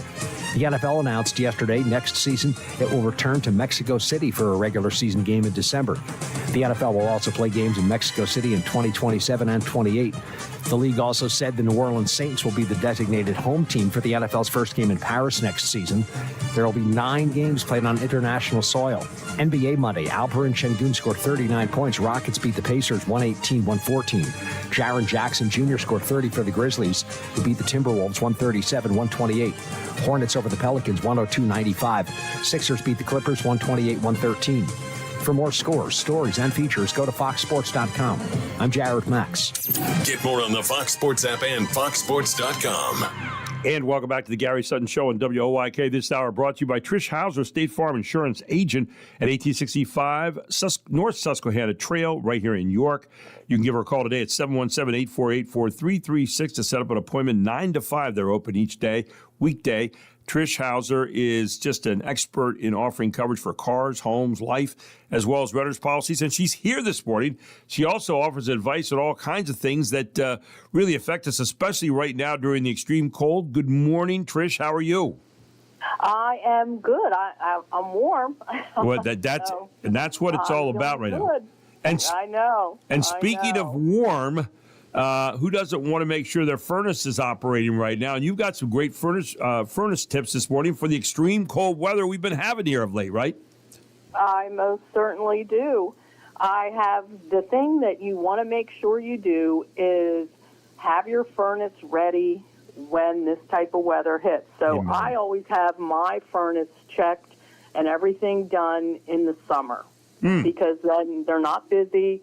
You're not on a waiting, and you're not waiting. A lot of people I am finding are calling plumbers or HVAC right now because they're having a problem that they could have prevented. So you know what's interesting, and you know when these kind of temperatures hit too, Trish, and you're one who knows this more than anyone. Your furnace is going to be the hardest working appliance in your home. We don't think about it that way a lot of times, do we? No, and a lot of people have it where they do that setback so that it goes down when they're at work. Right. And that makes your furnace have to work harder when you get home and you raise the heat. I know you hate paying the bill, whether it's oil or gas, or you have a heat pump, but you want to have it consistent, especially if you have an older home, because as you know, those older homes a lot of times can be drafty. The newer homes, normally they have better insulation, but they're still struggling, with the constant temps that we've had lately. You want to make sure, as I said, maintain your furnace for efficiency. Schedule your inspections and maintenance. Replace your filter. Make sure you do that. You want to always have a carbon monoxide detector and make sure you check for that. Yep. And the other important thing is making sure a lot of people have batteries now that run their temperature. And I don't know if they check them, but I have like a schedule where I check them. And you just want to make sure that you are checking them and that the batteries are working and everything's good. And you also Want to think about keeping your thermostat 2 to 4 degrees above the normal setting when the cold weather starts. And once again, check if you have that programmable where you turn it down during the day. You want to maintain it at a constant. They say 70 degrees, so keep that. Your garage doors, keep them closed. Limit opening. Like I have certain doors where the wind just whips. And so I tend to not open those doors right now. I kind of go out other doors because of how the wind blows where I live. Another thing is closing your window or drapes or blinds. That helps. And there are the different types that you can buy that do help, even in the summer, if you close them, it helps. Make sure your air vents, radiators are not blocked or obstructed. That's a good one. Keep your vents leading outside near ground level, clear of snow or ice. If you have an indoor fireplace without glass doors, avoid using it during extreme cold because the chimney does let valuable heat escape outdoors. Yeah. And run ceiling fans on low and in reverse to push warm air down from the ceiling. And always, make sure you dress warm, use extra blankets, that sort of thing. But the other thing is, be careful with space heaters. They're a great way to add additional warmth. But, you don't want to go to sleep and leave them on. That would worry me. And, a lot of people use electric blankets. Once again, read the labels, make sure it's safe. And my son, his electric went out last night. And I always say, it's nice to have a generator or a backup. Or I have my other son, Gareth, who lives in Florida, and I probably should just go down and visit him during this temperature. It's low. Gary hasn't invited me yet. I haven't heard. You know what? A little something for the effort, right? Hey, I raised you. Come on, it's a little invite here. You were talking about. He's on silent during this cold weather. He hasn't invited any of us. You're going to have to work with him here. Now, a lot of people ask, what's the ideal room temperature in winter? And I know you've got some thoughts on that. They say, many people keep it between 68 and 72. Right. Because it's both comfortable and energy efficient. So if you want to save energy while you sleep or you're away, lowering a few degrees can make some sense, but you never want to go below 65 degrees because of your pipes freezing. And obviously, as you know, right now the calls that we're getting, the pipes freezing. Right. Water, that sort of thing. And I'll tell you another thing we're getting a lot of is we just had someone yesterday that ice flew off a vehicle in front of them and shattered their windshield. Yep. I mean, he actually got cut because of it shattering. I'm telling you what, I was behind some trucks going up 83 last night. I was doing a basketball game on TV up in Harrisburg, and there was stuff flying off. And it happened to me the other week when I cleaned off my car. In fact, I used one of your the covers over the windshield, but some of the snow got down in where the windshield wiper thing is, and it froze. And the one day I was driving, I heard this crackling, and all of a sudden that ice flew out. I thought, oh, I'm dangerous. I'm letting this stuff come off. So clean out those areas right there because it is dangerous out there when it gets so cold because those are flying missiles. And you're right, that's a scary thing. Final question. When, people go away, we have snowbirds, we have people go away for the winter and so forth. How do you make sure your furnace is okay while you're away from home? You definitely want to have someone checking, like a neighbor or someone that routinely is checking or a family member. Yeah. I can't tell you how important that is. I have friends that, go away, and I'm always over there, checking and just making sure that their furnace is working, pipes aren't frozen, that sort of thing. I have a friend that does her summer, I guess her winter down in Georgia, and she just told me that they didn't think about it, but they have an outdoor irrigation system, and the neighbor knocked on the door and said, hey, you have water rushing out of your lawn, and here their irrigation pipes froze. Oh, my gosh. And now you have a new ice rink in your back lawn. Oh, my goodness. Exactly. Oh, Exactly. Trish, great stuff this morning. Thank you so much. I think it's really helpful for a lot of people as we're suffering through this cold snap right now. And, of course, this hour is sponsored by Trish Hauser, State Farm Insurance Agent. You can find her at 1865 North Susquehanna Trail in York. Just a lovely lady, as you can tell. But she offers coverage for cars and homes and life and renters policies and has answers to questions like no one you've seen. Give her a call today at 717-848-4336, open 9 to 5 weekdays. But you do make appointments from time to time. Is that right? Absolutely. We make it convenient for you. You really do. And you've been doing that for a long time. Trish, always appreciate having you on board. Thank you. I'm looking forward to next week's tips. But you just, you get me a little smarter every week, and I really appreciate it. Well, take care, Gary. Have a great day, and I'm looking forward to golf. Thanks, Trish. Me too. Can't wait. Trish Hauser here on the Gary Sutton Show on WOYK. When we come back, Vance Miller's got a job possibility for you. Oh, yeah. You're looking for adult and continuing education? Well, Vance is the guy to talk to, and he's up next here on the Gary Sutton Show. It's 7:32.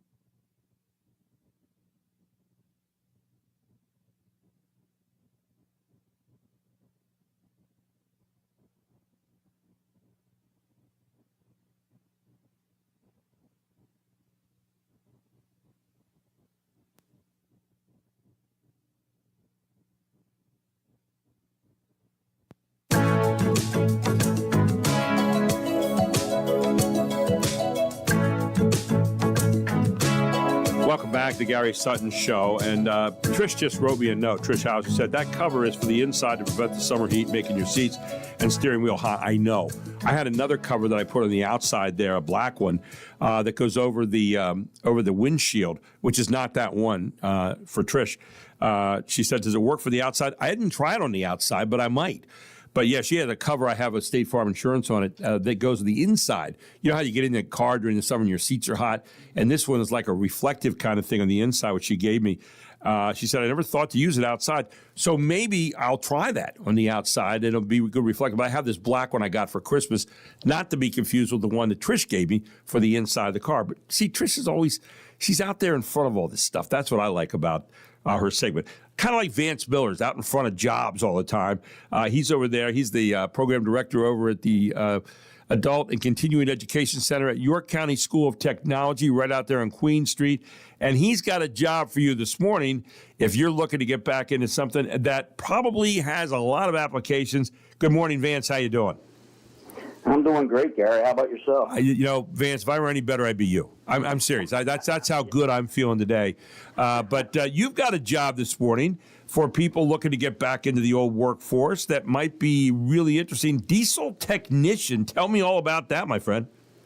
So this is going to be one of our first hybrid program that we're creating. Okay. You know me, I'm trying to stay up to speed with everything. So this is going to be theory online, which is going to be guided by an instructor, and then hands-on will be actually over in the lab, and it's going to run over the summer months because I can't get use of the diesel lab during the school year because of the high school students in there. So This was a creation that I came up with because a lot of business and industry out there and in the diesel world are begging for diesel techs, and I wasn't able to accommodate them, but we came up with this technique. If we do online theory and hands-on training over the summer months when the lab's open to me, I can get adults trained in this career as well as a diesel technician and to help out that industry on our end as best we can anyway. Now, this is ideal for career changers, for entry-level technicians, maybe industry workers seeking certification, right? Just to name a few.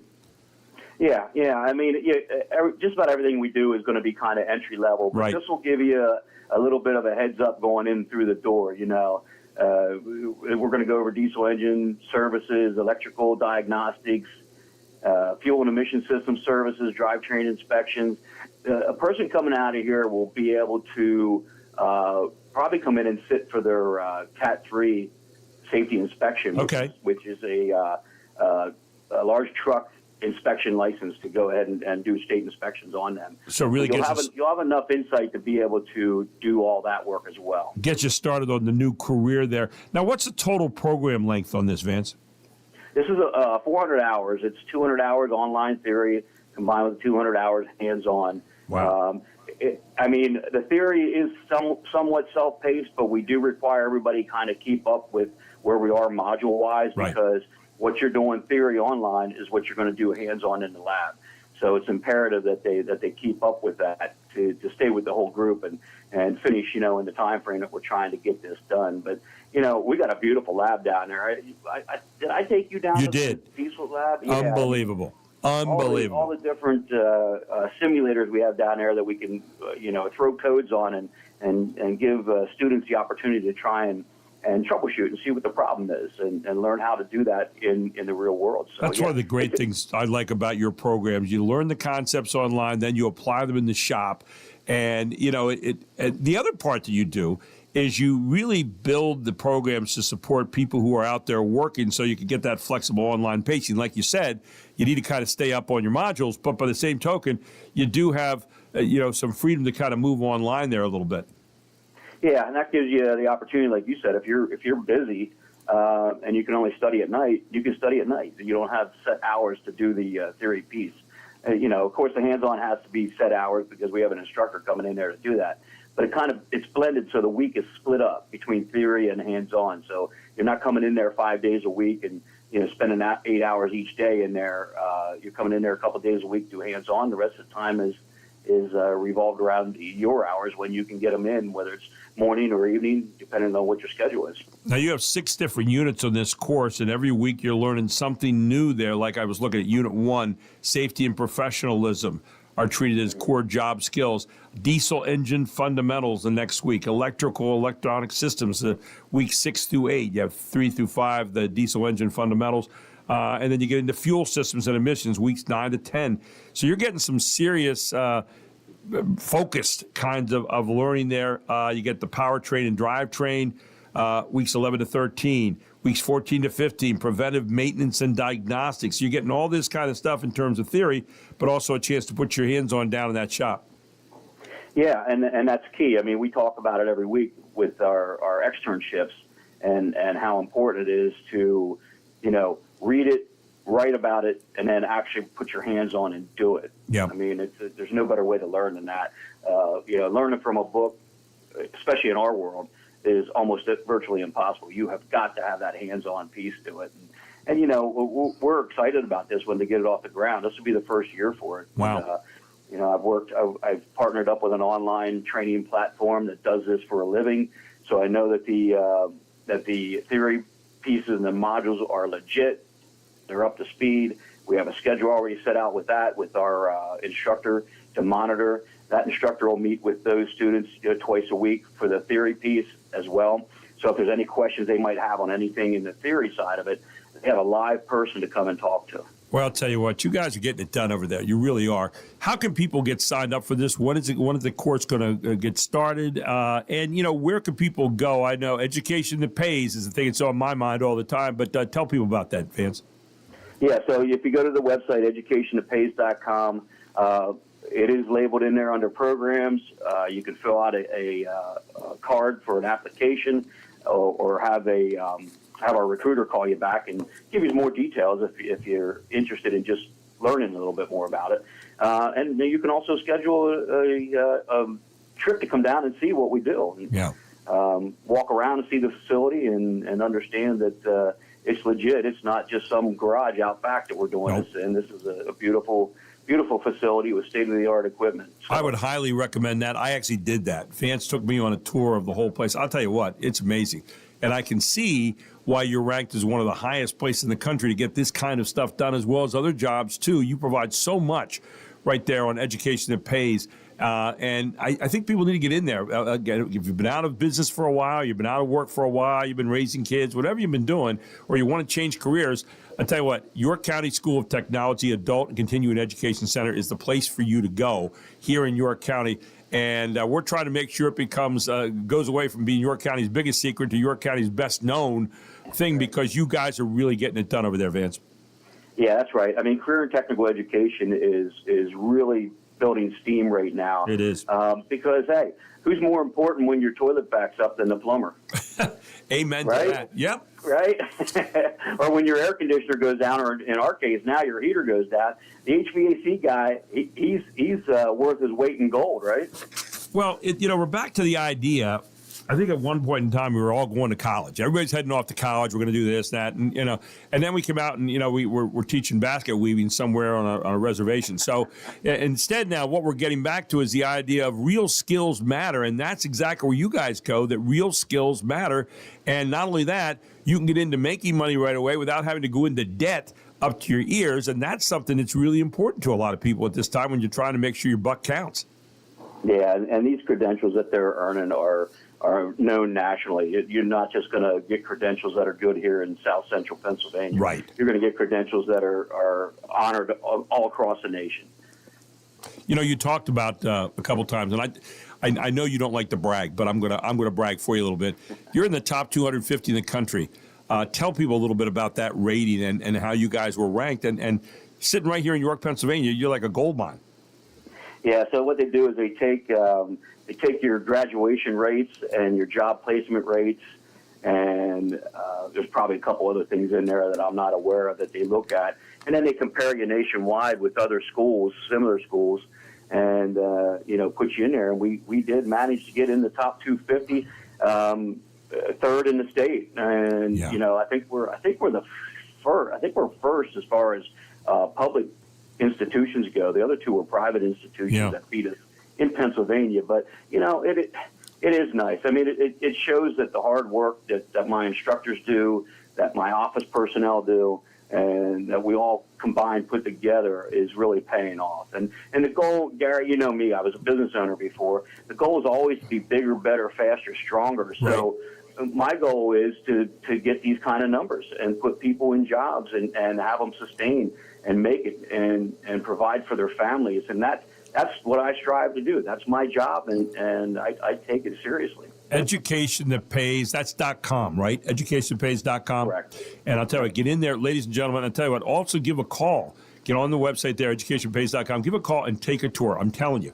Take a tour like I did. Vance is, and one of the things, Vance doesn't take enough credit for this, he's helping to kind of set a standard there. It's always higher.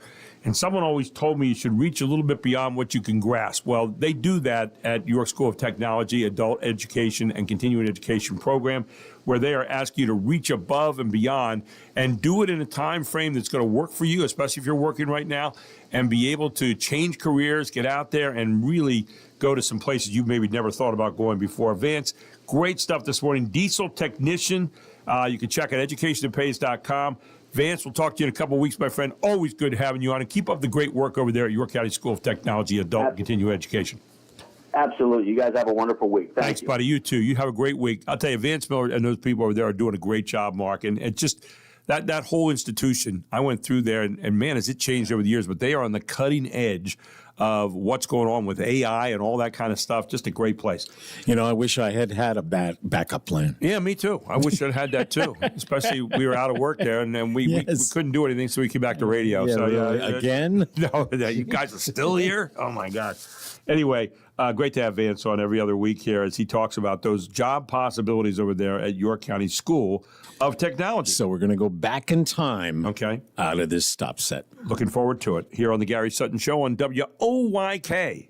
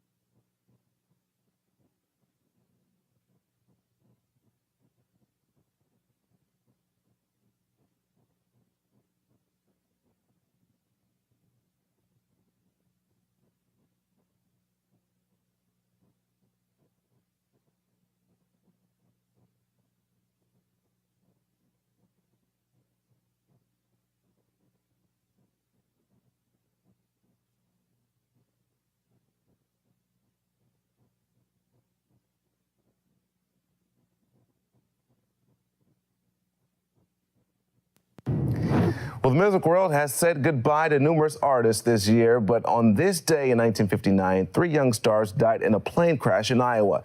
One America's Cameron Kramer has more on the tragedy that's called The Day the Music Died.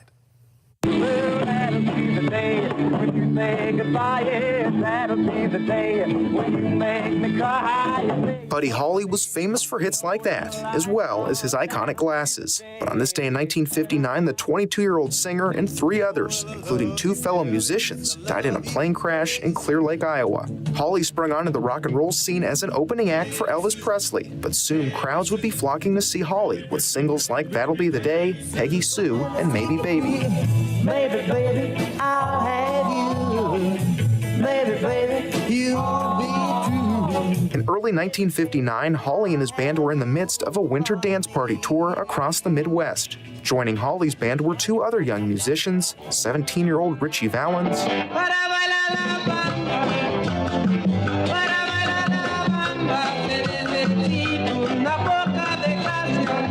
and 28-year-old J.P. Richardson, known as the Big Bopper.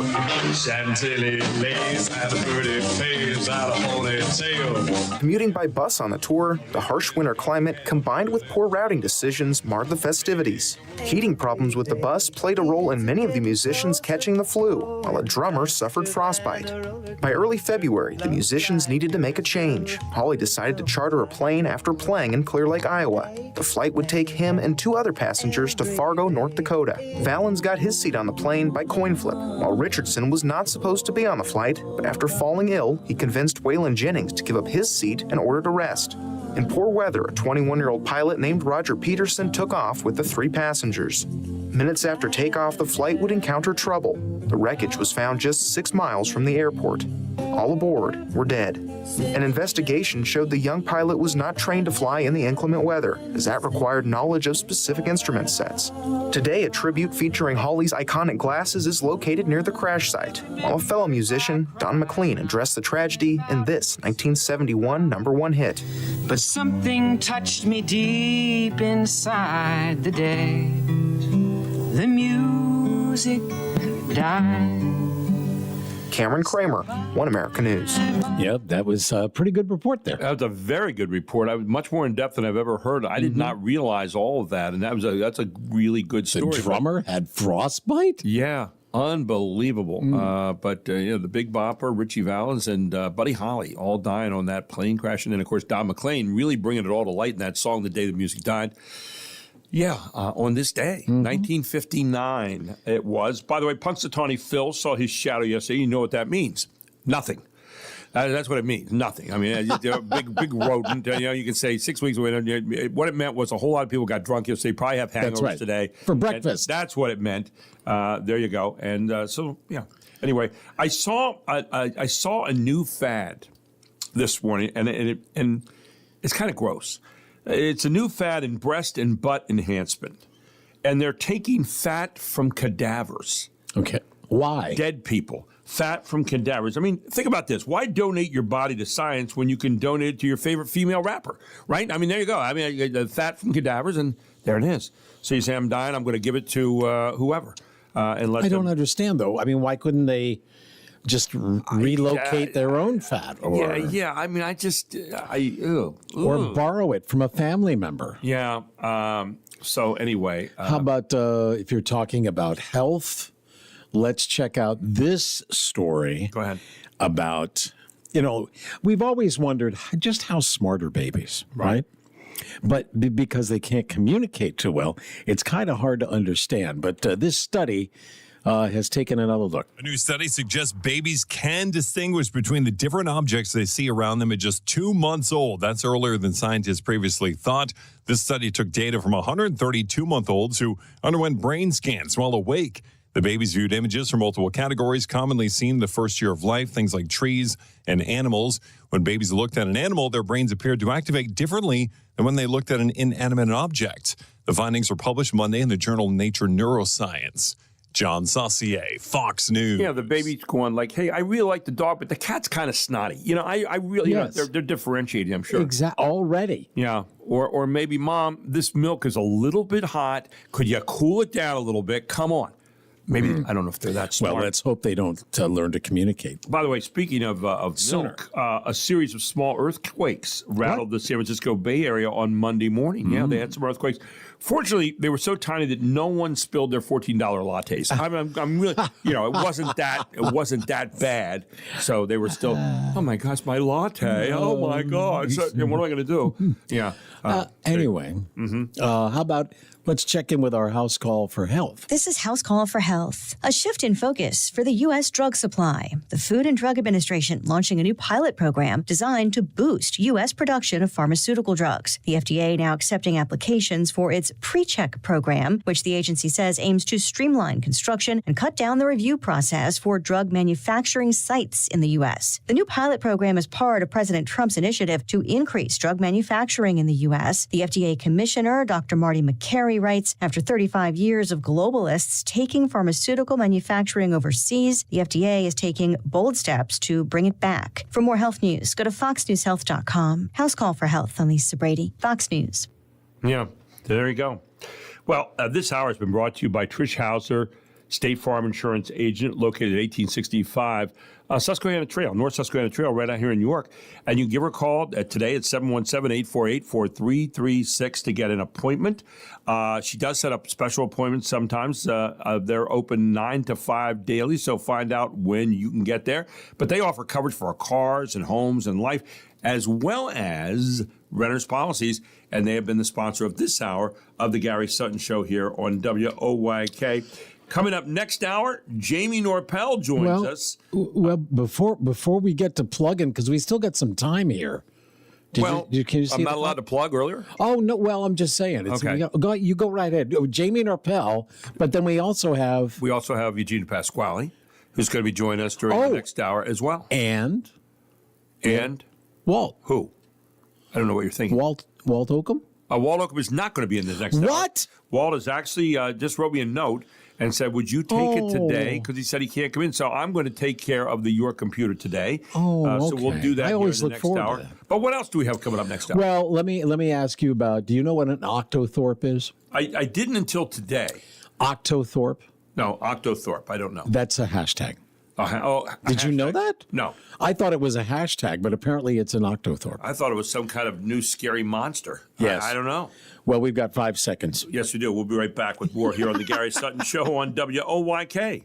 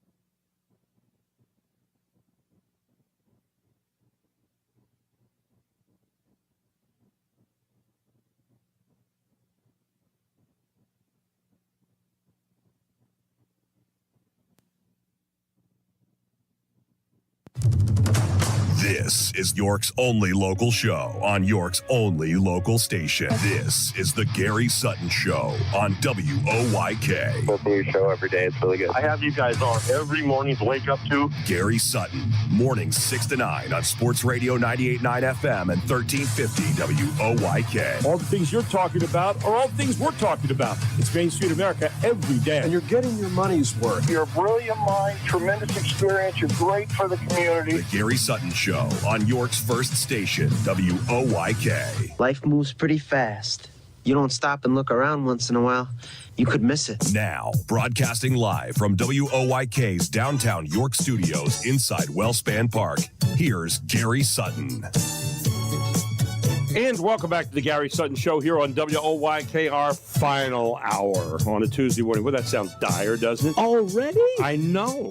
When you're having fun, what can you do? I mean, it's our final hour on a Tuesday morning, and all brought to you by kindnessworldwide.org. It's a global nonprofit with a vision to create a culture of kindness in communities throughout the world. Who doesn't want to do that, right?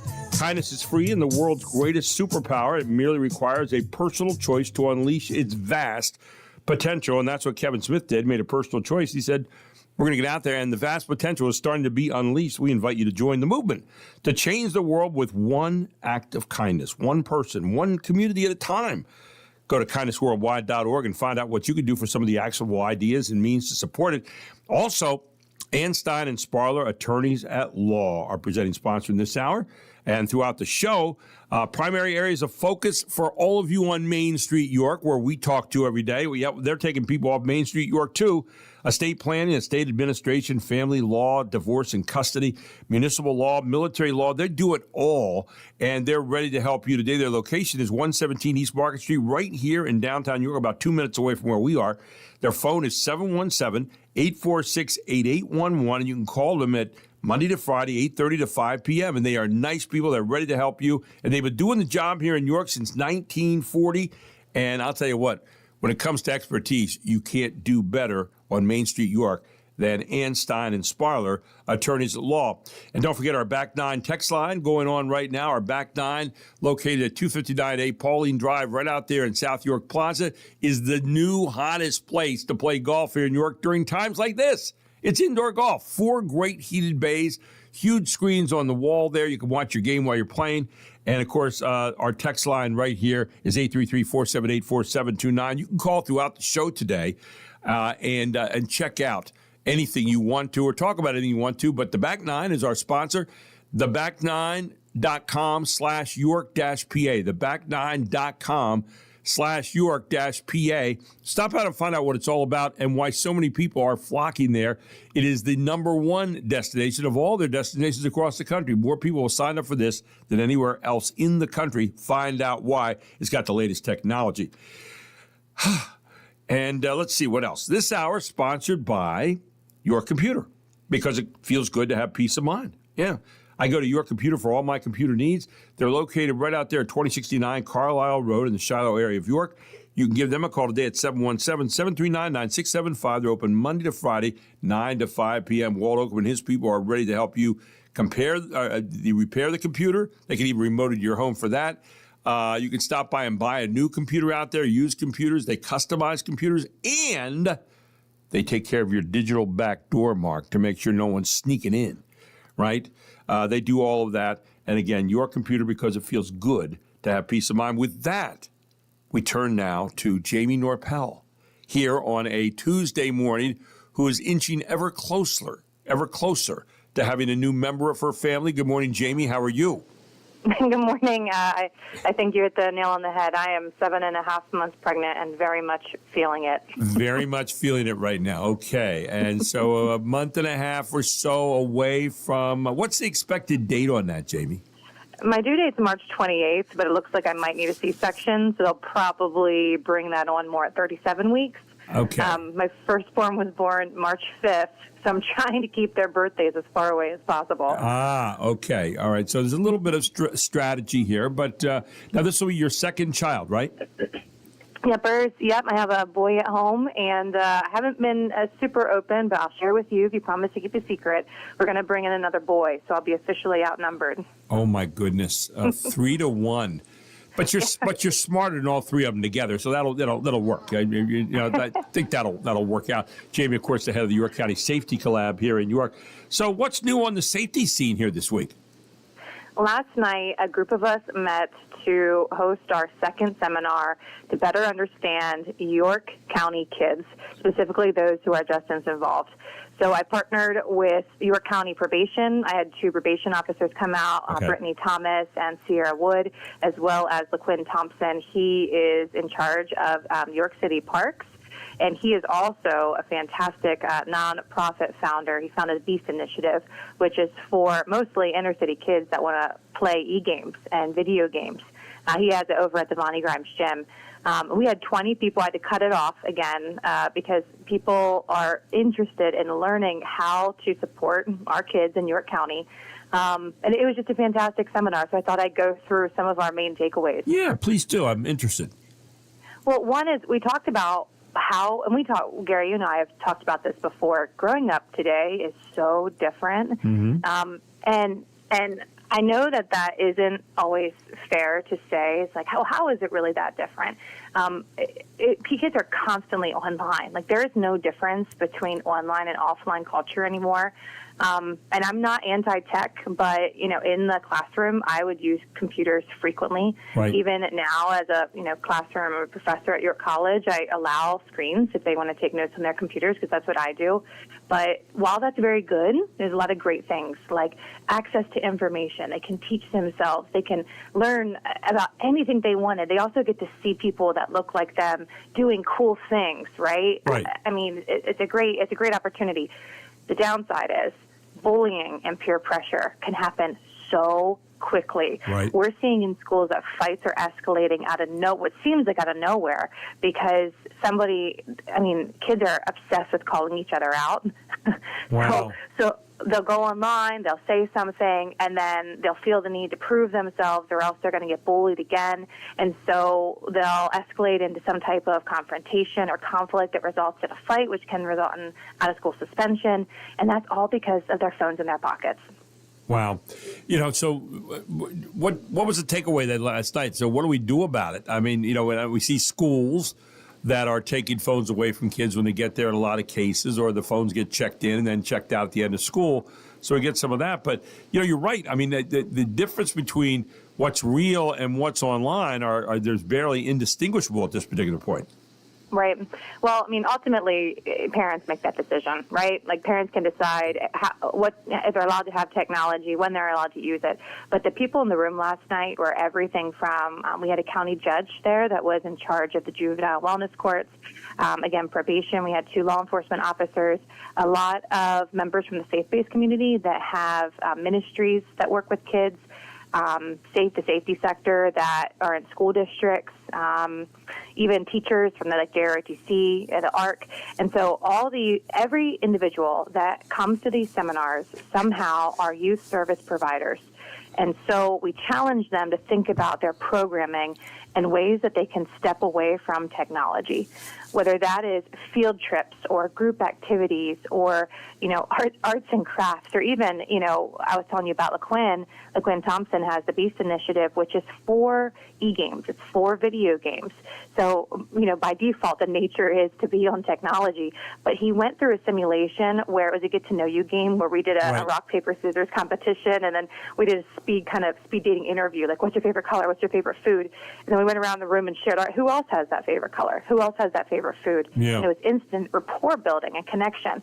And so over the past 2 hours last night, we learned more about trauma and what can happen to the brain, specifically diving into the concept of hypervigilance. But then, most importantly, what can now we do with this information? Take it back to your nonprofits or government entities and try to apply new concepts, new strategies, so our kids just aren't always on their phone. What did they have to say? What did some of these providers have to say in terms of what they're doing right now? Because we know what some of the problems are, but what are they doing to deal with that right now before even you had this conference last night? Right. Well, when you think about the ARC, all right, the ARC serves people with intellectual and developmental disabilities. They host a number of summer camps, after-school programming, and they do fun things like trunk or treat or Easter egg hunts or bowling nights. And that is a space, because one of the points that the service providers made last night from the ARC actually is the lack of third spaces that we have in York County, and the lack of institutions. There's not very many places for kids to go. Now, there are. I'm not saying that there's none at all. We do have some community centers. We do have a lot of religious organizations that are having, Sunday schools and youth programs. I mean, that's what I do for my day job, right, is learn about all these nonprofits. There's a lot going on. But when you look at kids that are actually going to them, there's this disconnect. And is it because after COVID especially, is it just easier to go home and be on your phone? I mean, I know it's easier for me. It's harder for me to go out at night than it used to. And so what they're trying to do is figure out how can we up our programming to make it more attractive and less barriers for youth to want to go. And so the ARC, just having all those is a fantastic idea. JROTC at William Penn, they take their kids out on field trips all the time. I mean, even I'm a Rotarian, so we meet every Wednesday, and they came out and they do the flag and they do the salute and they bring that in, and just the experience of getting out in the school and out into the community is fantastic. Lots of great ideas there. And again, I think we want to, the idea is, again, to find the balance. And I was talking to James Sanders this morning about that in terms of work with AI. But now the balance here between the computer life and the regular life, real living. I mean, that's really what it's all about, and dealing with people every day, dealing out in society every day, getting ready for adulthood, getting ready to be a decent citizen. I mean, that's what it's all about. And you mentioned before, parents need to really jump on this. I think, they can't be counting on agencies out there all the time to do the job that they're supposed to be doing in terms of being the primary educator. Right. And I sometimes on a Friday night, if we have nothing planned for the weekend, which never, ever happens, so let's just say it does, I'll go on Facebook and I'll look for events that are happening around my community over the next Saturday and Sunday, and there is always something going on. But we live in an attention economy where thousands of entities are vying for our attention, whether it's commercials on YouTube or, it's ads on Instagram or, marketing. Like, you live in that world. And so being able to penetrate that with positive pro-social activities takes a lot of, frankly, funding and energy and capacity, and our nonprofits don't have that. So I encourage people in the community to go out on Connect York is the platform that I've been pushing. It's kind of like the 211, but it's just for York County, and it's been funded locally. And on there you can see the thousands of services that are in York County if you're trying to get your kids involved. There you go. Great stuff, as always. YorkCountySafetyCollab.org. That's YorkCountySafetyCollab.org. Jamie Norpel with us here this morning. Jamie, thanks so much for the updates, and looking forward to talking to you again next week about another aspect of safety, all here for all of us in York County. Thank you so much for all you're doing. Yeah, thanks, Gary. Have a great week. Well, and feel good and take care of yourself, okay? Well, every week is a win that this baby stays in. My last one came 2 months early. Today, actually, 32 weeks and 3 days. There you go. Every day is a blessing. Oh, it is. So getting ready to add, let's see, member number 4 to the family. So there you go. Yep. Jamie, thanks so much. Take care. Thank you. Jamie Norpel here on the Gary Sutton Show on WOYK. Can you tell she's getting a little tired, Mark? Yeah, I don't know how she does it all. And she does it all. She teaches over at York College. She runs the York County Safety Collab. She's a doctor in terms of has a doctorate, and and involved in history here in York County as well. I mean, all those things going on, and she's a mom. Wow. We'll take a break. We'll come back with more here on the Gary Sutton Show on WOYK right after this.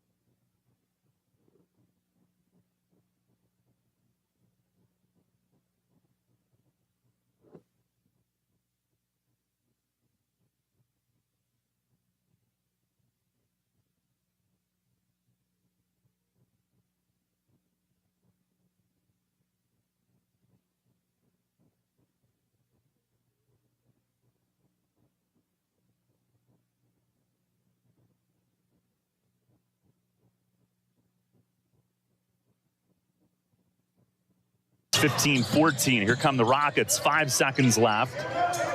Right side, Roser kicked it back up top. A three, good at the horn for Francisco Rodriguez, who just checked in and immediately makes his presence felt. How about that? Short hop pass hit Renda in the shins. Eisenhart recovers it, dribbles in, hits Queen out top, open three, good! He rattles it in, and this game's tied at 36.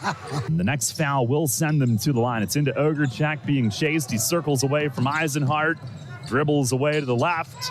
Now cuts inside. He's going to go the whole way and lays it in.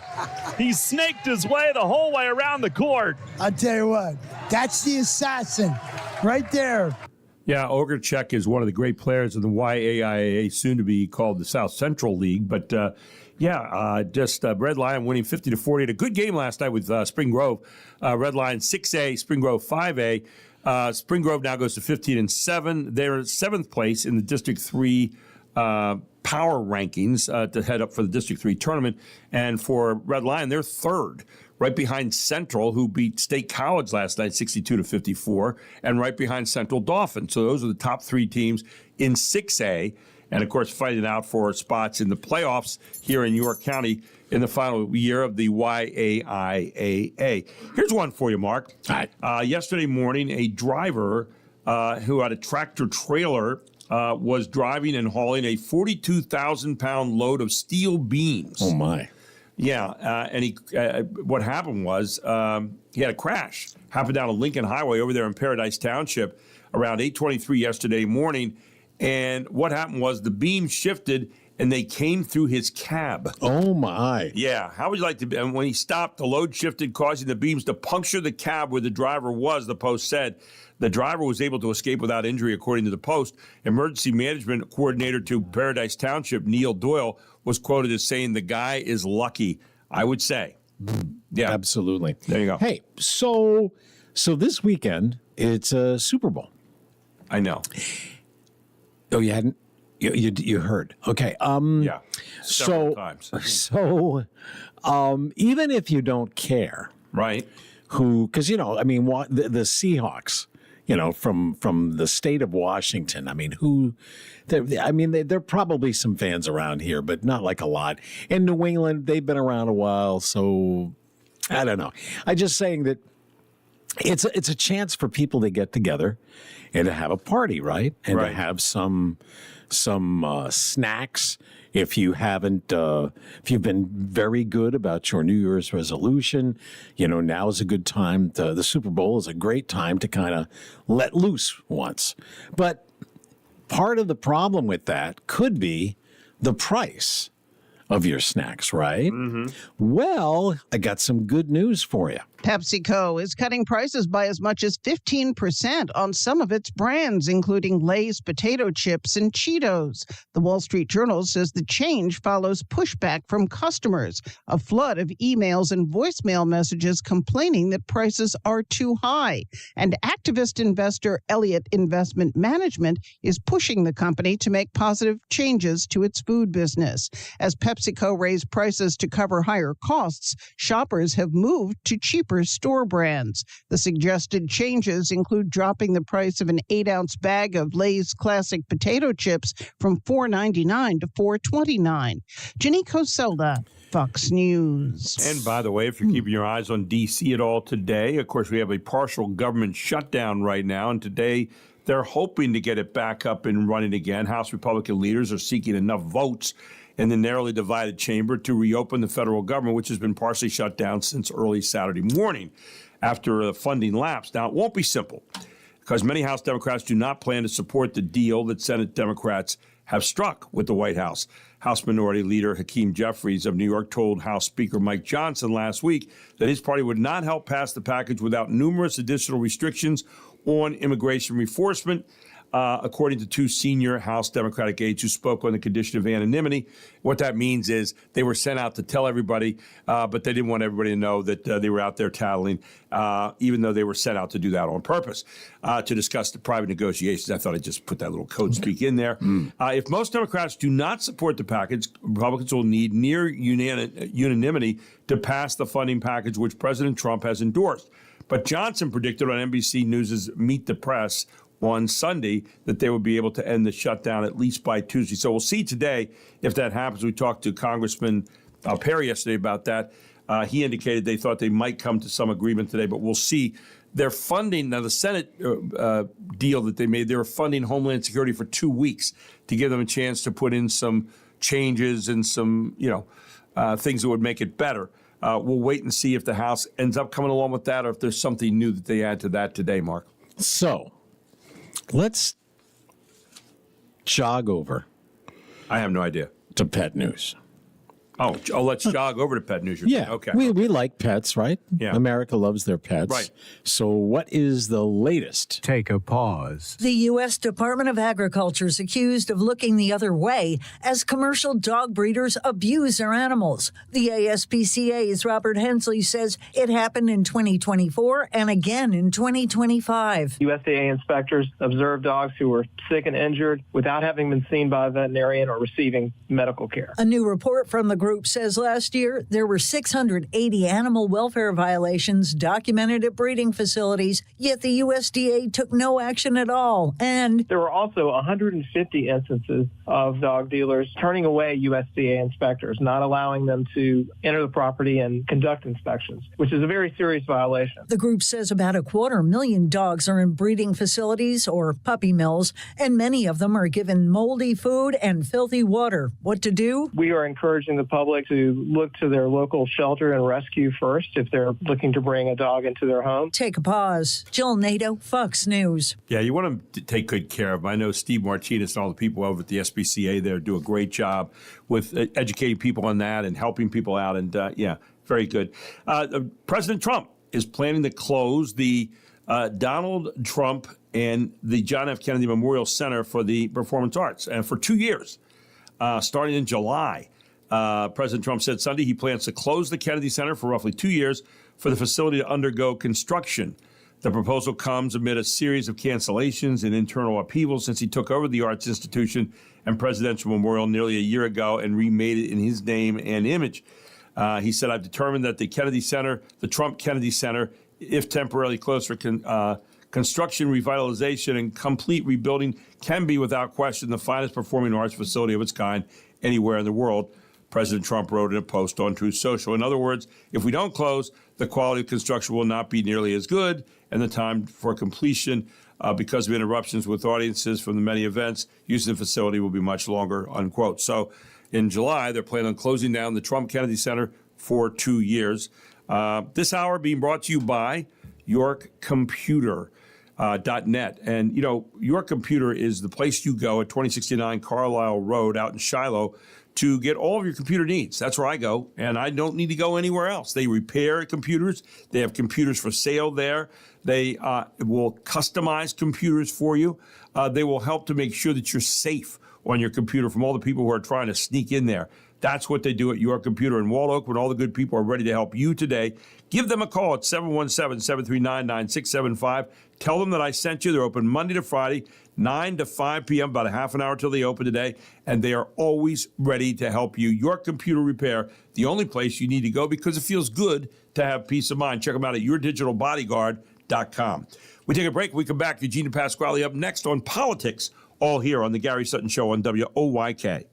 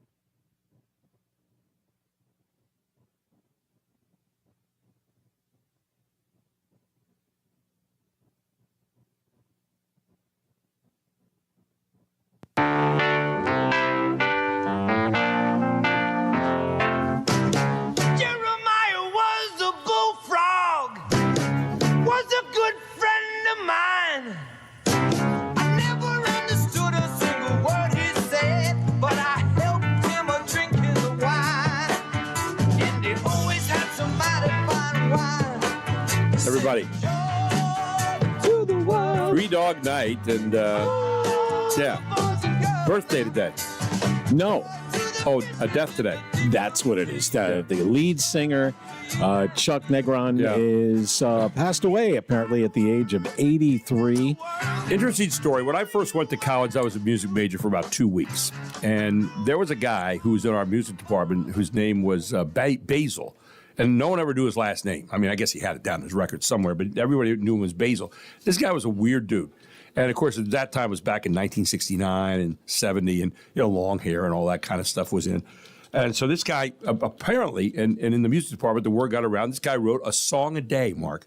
Can you imagine getting up and writing a song a day? He was a brilliant guy. No, I can't. But he was really weird. And anyway, so the word got around that he had sent a song to a clearinghouse. Apparently these groups like Three Dog Night would come to clearinghouses and they would try on songs. And I don't know if he had the words to the song or not. But anyway, he sent the song to a clearinghouse, I think in Chicago, and as the story went. And all of a sudden one day he heard his song on the radio. And it's strange because it talks about the song on the radio. But he heard his song on the radio and they said he almost committed suicide. He was going to, he's so upset. It was called Just an Old-Fashioned Love Song. Just an old-fashioned love song. Yeah, this guy, Basil, supposedly wrote it. And Three Dog Night picked it up, and apparently it changed a couple of notes or something, and that way they could claim it was theirs, when really it was his. And he put that's the story. Together. That's the story as it goes. Folklore. And I'm sticking by it. So Chuck apparently had COPD. Yeah. And died of that and heart failure. Yeah. And it says here, despite facing personal struggles with drug addiction, he achieved sobriety in 1991 and continued to perform and release music until his death. There you go. According to Rolling Chuck Stone. Negron. Anyway, great to have you back on the Gary Sutton Show on WOYK this hour, brought to you by yourdigitalbodyguard.com. That's your computer. Yeah. Where it feels good to have peace of mind. We'll be talking more about that a little bit later on in the hour. But we've got with us this morning the head of the Democratic Party here in the state of Pennsylvania. He is Eugene DePasquale. As we take a look at some of the things that are happening right now. Good morning, Eugene. How are you? Hey, good morning. And for the record, I've never written a song that I believe has ever been sung on the radio. Did you ever write a song at all? I don't know if I ever have. Okay. That's not one of my skills. It's something you would remember. I mean, I would think. Yeah, I'm pretty sure I would. I wrote a couple I'm not a songs. Poetry or a songwriting type of guy. Oh, geez. Now, see, I was going to ask you about that next, but there you go. Anyway, great to have you in this morning. So let's see. We have a partial government shutdown right now, and they're trying to get some changes made here with ICE, Homeland Security. I see this morning where Kristi Noem said they're now all going to wear cameras, which seems like it probably should have maybe been done earlier, but they're going to all be wearing cameras, they say. But is this shutdown worth it? It's a little bit dangerous here, I think, for both Democrats and Republicans if this shutdown would go beyond today. It sounds like they might get it solved today, but I'm not sure. What's your take on that, Eugene?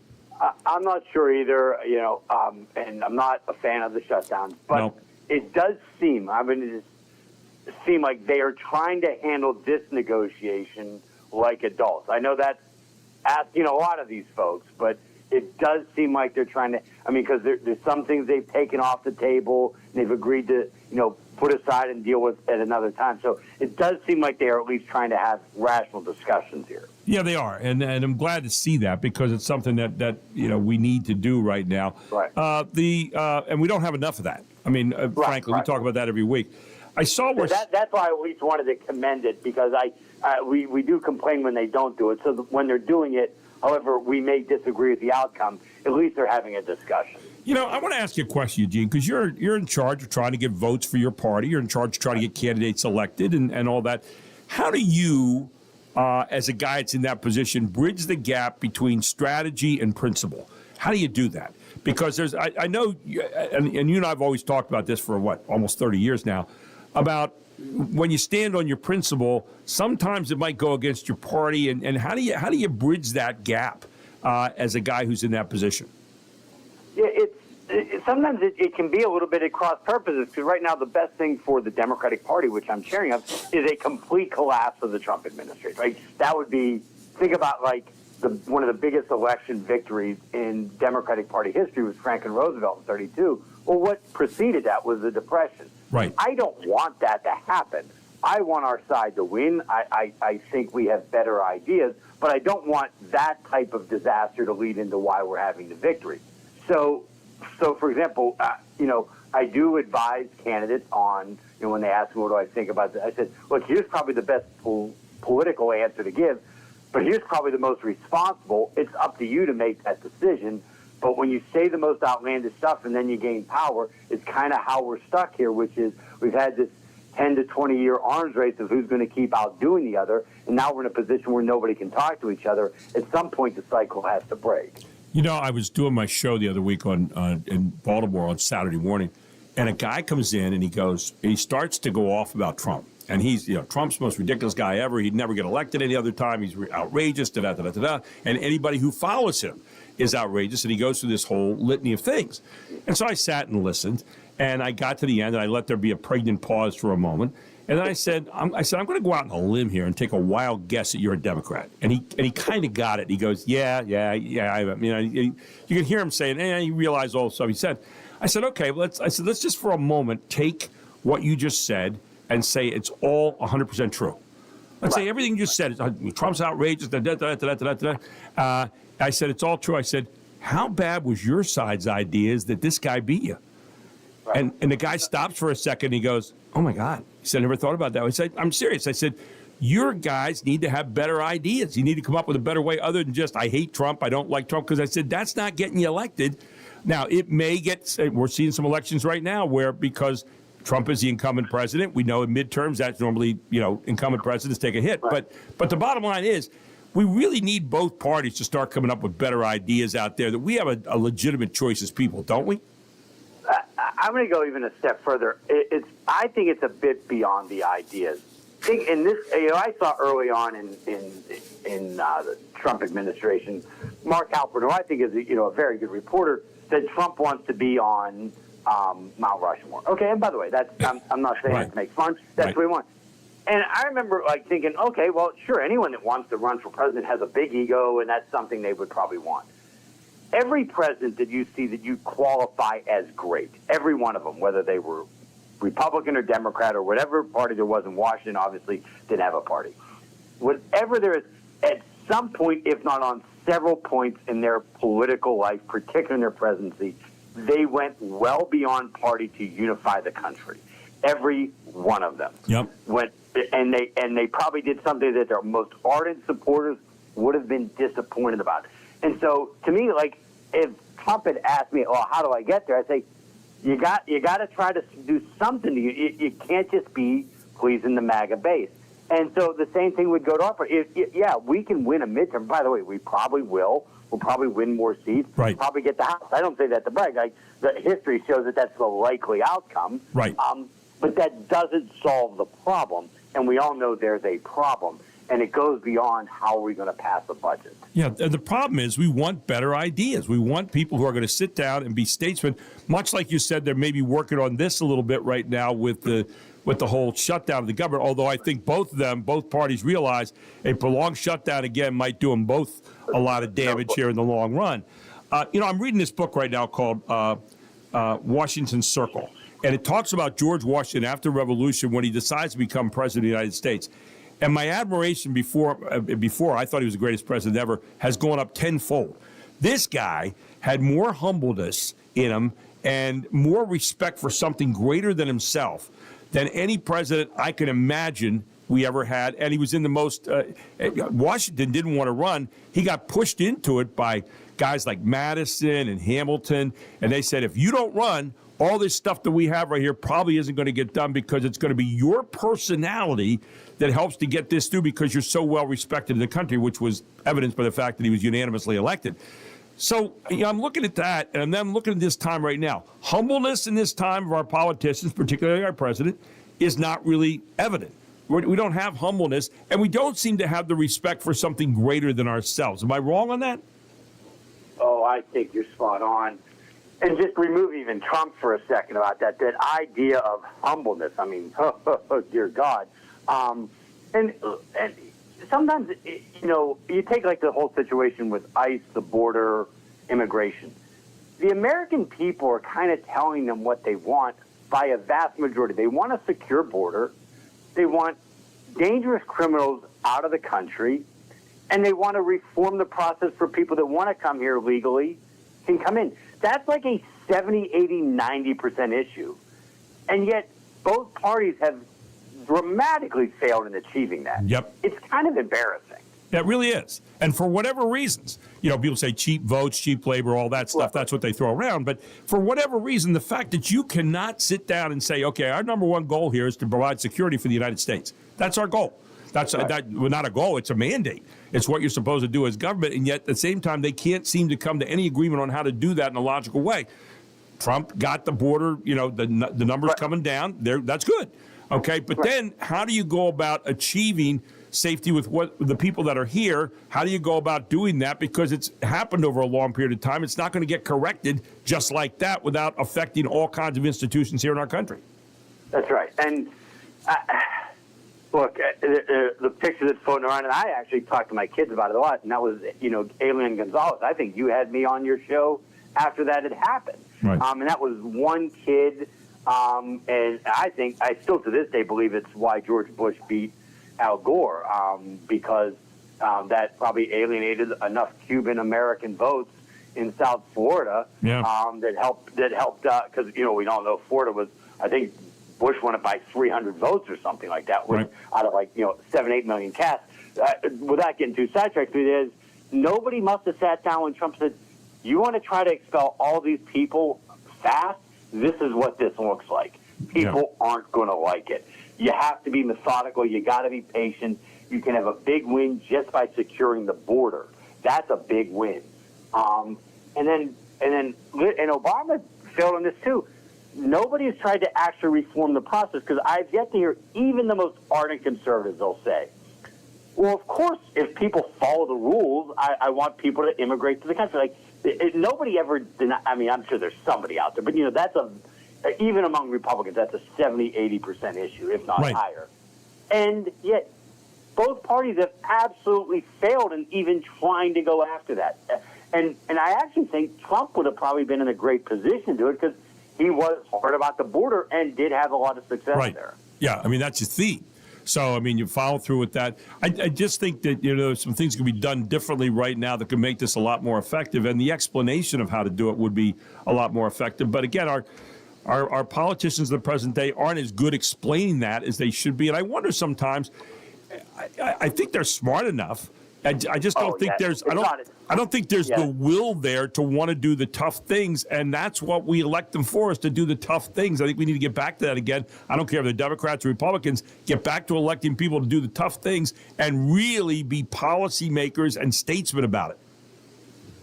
Well, I'm going to come back to my consistent enemy, and that's social media. The reward system on social media is not complex solutions. It's seeking this immediate, and by the way, nobody's better at playing that game than Trump, especially when he was running. But that's a pox on everybody. By the way, that's not just on, that's on all of us.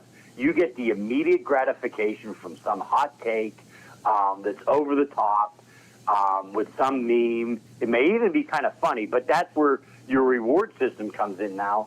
And look, and Gary, when you and I started out in this stuff, and you were covering me, we had 2 daily newspapers in York. We had all these local communities we had aggressive reporters that were competing with each other, asking tough questions, covering City Hall, covering school boards, asking tough questions of all the police departments.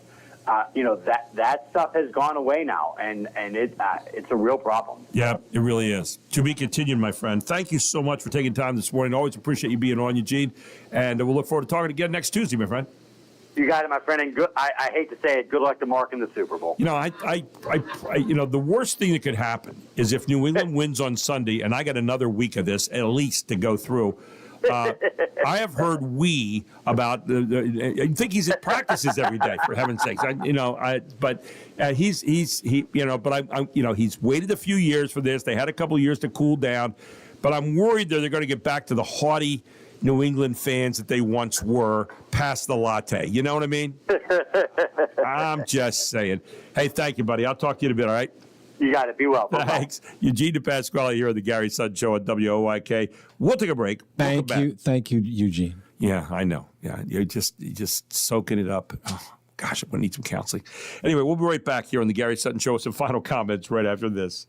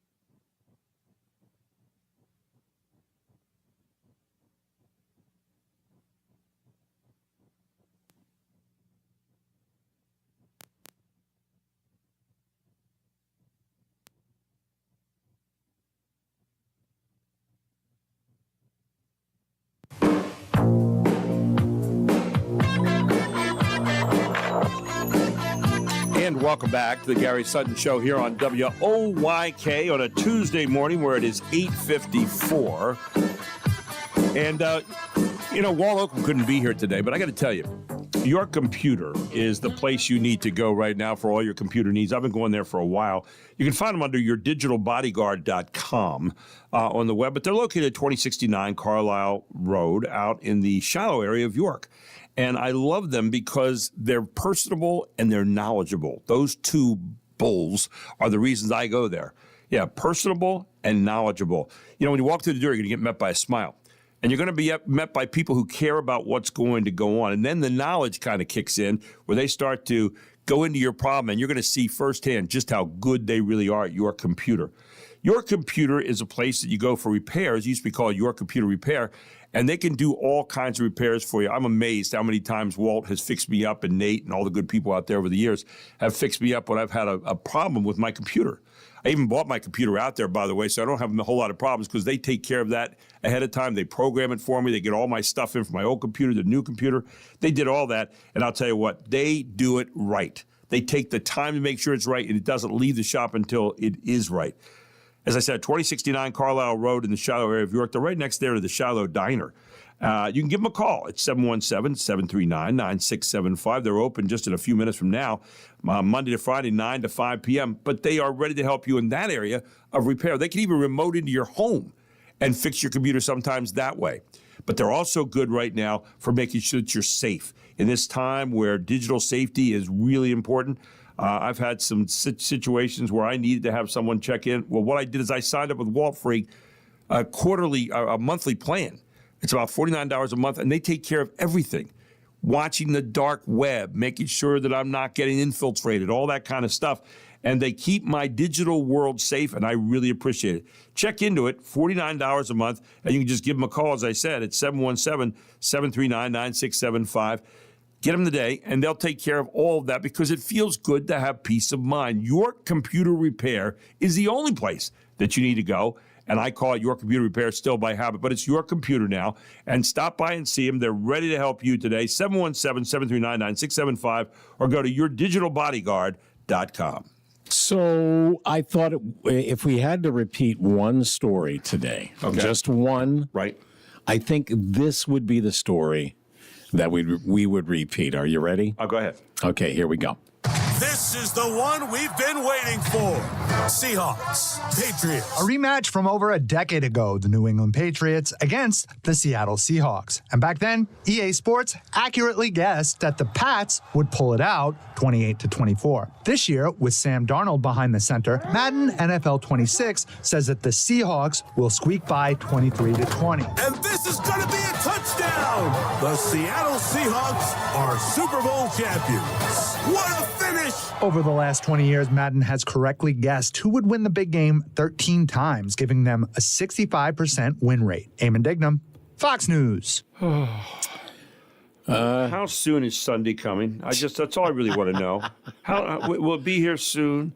Don't you think? Oh my gosh! I tell you what, I am so ready for this Super Bowl to be over. But is that so? It is. But it's the way it goes, and I just have to pace myself and be understanding. Yes. Understanding. I think it'll be all right. I think probably in the long I think run. they won't. I don't think the Patriots are going to win. No. I don't think so. Yeah, see, I just hate that. I hate when people do that. Why? Because it's so false. It's just such a phony. It's this false modesty, humbleness. No, I believe that. I don't think they're going to win. I've seen the Seahawks are pretty devastating. But in the meantime, you're going, I really hope they do. And I'm actually rooting. I'm actually rooting for them just because of you. Oh, that's great. No, I am. I hope that they win, and on the one hand, I hope they win. On the other hand, it's going to be hell on earth next week if they do. It is Feed the Birds Day. And I'm right. I'm right on that. Maybe. Yeah. Ford Chaplin's Day, International Golden Retriever Day, National Wedding Ring Day, Take a Cruise Day, the day the music died, of course. And our food holiday, I think it's perfect for a Tuesday. Go ahead. It's National Carrot Day. Which I kind of like. I don't know. Is it anybody's favorite? I don't go hunt them out. Is it your favorite vegetable? No, it's not. No, you just don't reject them when they put it in front of you. Carrots are carrots. It's National Carrot Cake Day, which is good stuff. It's made correctly. Mm-hmm. Yeah, I'm not going to have a problem with that. Anyway, it's been great being with you today. We really enjoyed it. Tomorrow we have a big show coming up. Yes, we'll talk more about the Super Bowl, number 60 coming up. Seems like number 600 from where I'm sitting. But we'll touch in on all the news that you're looking at tomorrow here on the Gary Sutton Show, locally, state, national, the whole deal. We got a lot of our regular guests in tomorrow. We're going to have fun with that. And we'll break down all the stuff that happens overnight as well. All right here, the main street of York and York County. It's the Gary Sutton Show on WOYK. Thanks for listening, everyone, today. Thanks to Mark. We'll see you tomorrow. It's 9 o'clock.